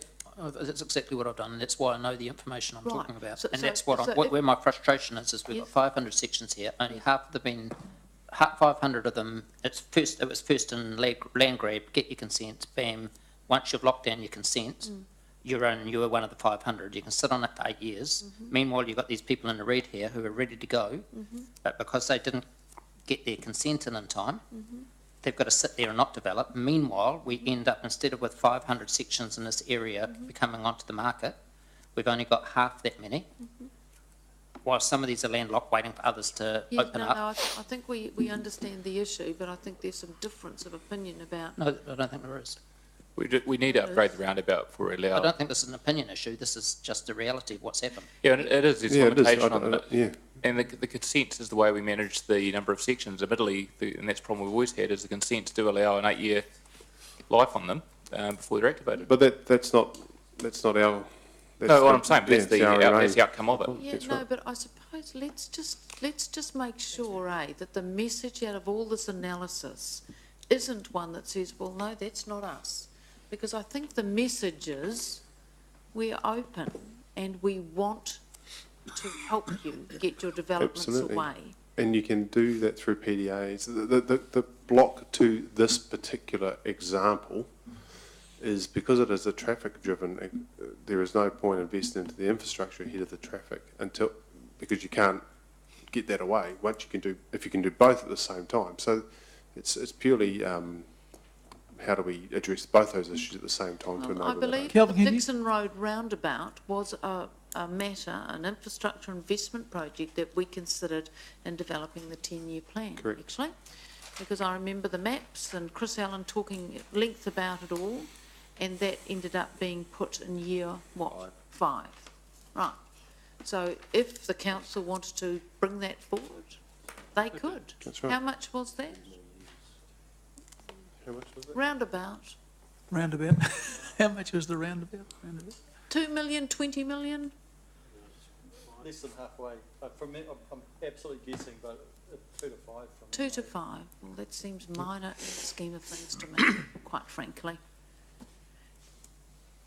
So Can I just ask- why are sorry. we waiting for the 100 million? Why aren't we I'm moving? with you and Councillor King. Let's put a motion forward to get a paper up on moving with this you. forward. So that's at least, this is a block where we could open up a lot of sections quickly. I But you think wouldn't open up, I'm sorry, but you wouldn't open up a lot of sections. That's the point that we're making. For the return of investment for the yield, you wouldn't. And they can do it now through a PDA. If they wish to do that, they can do it themselves. But they don't have but they the don't money. because of the restriction of the traffic. So if we, and they haven't Kelvin, yet can come you to just- us, can you just go hang back on, to they cause haven't and yet come, effect? they haven't yet come to us and asked us. All they've done is talk to someone. Yes. And we haven't got any evidence. It's They like haven't talked to chatted me, they've someone. talked to staff. Well, we haven't seen that come through the process because no one's raised those issues with Okay, us. so I think out of this, so let's not all get hit up about it, but maybe what's out of this is there needs to be a little bit of a sit down and some communication with people just to really understand who's saying what and whether there are projects that might be small in the scheme of things that will make a big difference. Yep. Maybe that's some. And Mayor, why would we do that when we're preparing a big pitch? Yes, a and part of the that's- 1 that's billion, what- so- That's what they'll weigh up when they're doing that. That's exactly what they're going to do. So I think it's quite dangerous to randomly pick stuff out when you're doing Which a is big my thing. point. But I think councillor King's got a very valid point. Though, Your Worship, on this area, Yeah. we always envisaged between 500 and 1,000 sections being in this part of Peacock's Stage release, stage 1. So we always had that as a separate thing from the major part Yes, of correct. Peacock's. Yeah, that's right. So you're correct. So, and what we've just seen come through is that the numbers of consent for the 500 are now full, and because of the traffic issue, that's why they won't issue more, which is where Councillor King's coming from.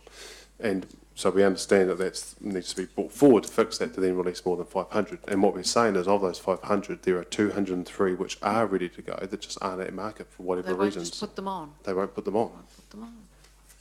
Okay? Well, does that open the door for someone else to get in? Well, We can't. They've got valid consents. We can't. Yeah. No, I mean, that's the point about the the limitation of the 500 consented dwellings. The NZTA objection initially was to traffic volumes that may be generated, not to numbers of consents. No, we could issue 2,000, but it depends on the traffic volume the effect of it. Yes, which comes from those 500 dwelling consents. That's the impact. That's where untitled places or ones that aren't sold and being built on don't generate traffic. No, I agree. Yeah, I mean, it is a valid point, because why set the threshold? Because the reality is they won't, they won't be able to proceed if the traffic isn't right, but they could still hold their consent for 8 Correct. years. Yes, I mean, you're starting to hit on exactly the issues we are talking about. All right, okay. Sorry, Councillor King, what I'm going to suggest to you is if you're going to dissect them all like this, No, I I welcome just that want you to don't. move an amendment or a motion. Can I just ask one question? Yeah. When you've got guys sitting on consents like that, what is the tension that will break them through? So clearly they're prepared to the holding cost. They're prepared to. There's no holding costs. Well, there's interest to the extent you've got interest, all that sort of stuff. And they've obviously spent some money on it. So that's the only thing that stops them from putting it to market. So clearly they've got deep enough pockets that they can hang on and hang on and hang on. Yeah, Yeah. you'd imagine so. Yeah. And I think part of that is the nature of the development community here in terms of the city moving out to people who've held land for a while, so their major holding cost land is not they're not buying and then having to flick it on to make the dollars. That's a very generic Oh, yeah, term, and I appreciate it's actually none of our business, but it's good No. to know the generic reasons, the drivers that make those things happen, yeah. Right, so what did you want to add to the report be received? Because I've got the Deputy Mayor has moved report be received. I'd seconded it, but if you want to, what did you want to add in? It might be. I'll just put up an amendment. The paper on the viability to fast track the Dixon Road roundabout in partnership with NZTA be brought back for the 29th of September 2016 council meeting. It's going to be too tight. Councillor King. That's the one we were going to destroy City Music. Could I suggest to you, Councillor King, just because I agree really with what you're saying, is in preparation to do the Peacock's proposal for the $1 billion, are you satisfied if you include in the resolution that this area, stage 1, and the barriers to getting stage 1 more advanced are included in that paper? No, I think that... because that's coming back in to the next December. December. It's coming in we're December. going to need all of that $200 million. We've got to get sewage across town. We've got to get roads. We've got to get bridges in. Peacocks, do the reporting as part of that. They can do it as part of that, but I think it doesn't need to be wrapped up in that money. We have to be prepared. We've been indicated it's about $2 to $5 million. It's part of it, though. Yeah. It's 4.9 million. Andrew's confirmed. Non-inflation adjusted. So as part of bringing that report back, they consider the stage 1 barriers. 7 million. Because yes. And how many more sections will let us get away? The whole 1,000? well, we don't get the sections away. And can it handle the sewage out there? So my understanding from the district plan is that there's a 500 lot limit for the initial stage 1A, and then 1B can get away with the roundabout, and that adds another 350 sections on. And that 850 total is the maximum provided for in the current plan, and there is no wastewater impediment apart from there's a pump station needed with some developers. But in principle, there's no wastewater impediment for that total of 850 lots. So if the motion includes that staff are to include in the Peacock's $1 billion fund report information in relation to, we're calling it stage 1, A and B Peacocks and the Dixon Road roundabout, that picks up what you're saying, and then that'll include, and they've got to do the work, and they've got to, pull out all the stuff they gave us back at the Waikato Stadium, and then in December, you will be able to educate, if you happen to sit around this table, your colleagues who will have no concept whatsoever about any of it, and there will need to be an extensive briefing to bring them up to speed, right? Am I right? Look forward to it. Look forward to it. So did you get that wording down, and then that means you can do that analysis and pull out those papers? You happy with that? Yeah, good.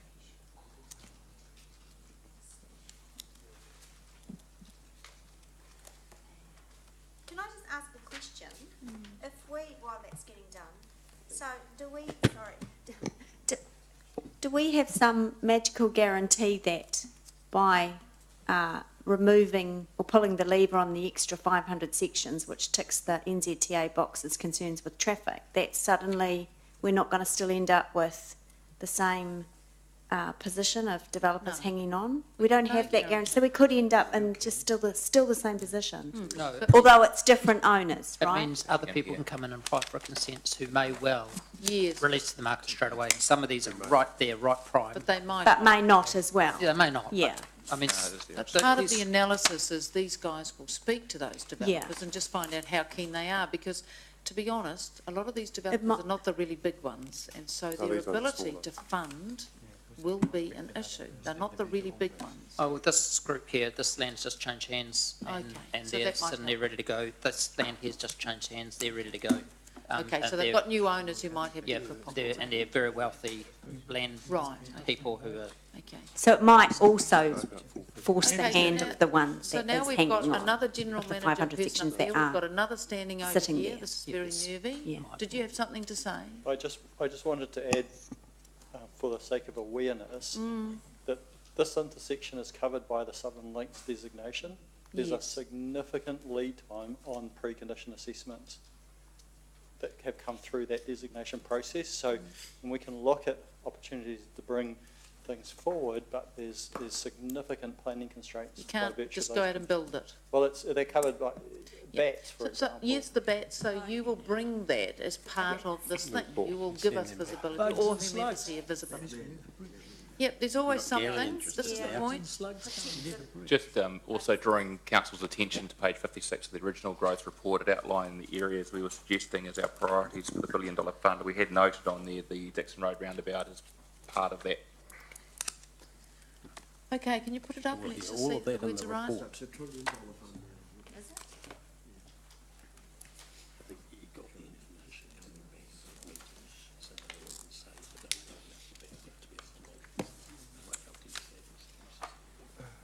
Councillor McPherson, if only people would listen to you and me and Councillor Wilson, why, what was that, 2008? Something like that. Yeah, I remember. I think that was the Nike solution, wasn't it? Does that cover it? Just do the bloody thing. it's, this, Dixon Road roundabout.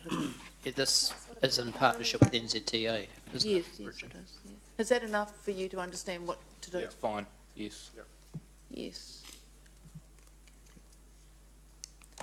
Right, we're happy with Well, that? are we going to include the words fast tracking? I mean, we want to get some urgency in here. Yes, but that to- will be the decision that you will make in December when you have the information. You will have to decide whether you can, it's within the capability of the council to fast track.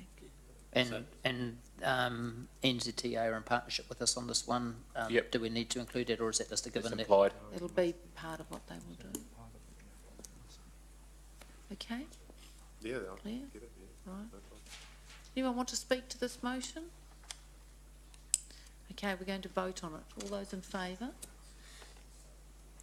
None against? Great, thanks very much. We're now into public excluded. I'll move, seconded by the Deputy Mayor. All those in favour?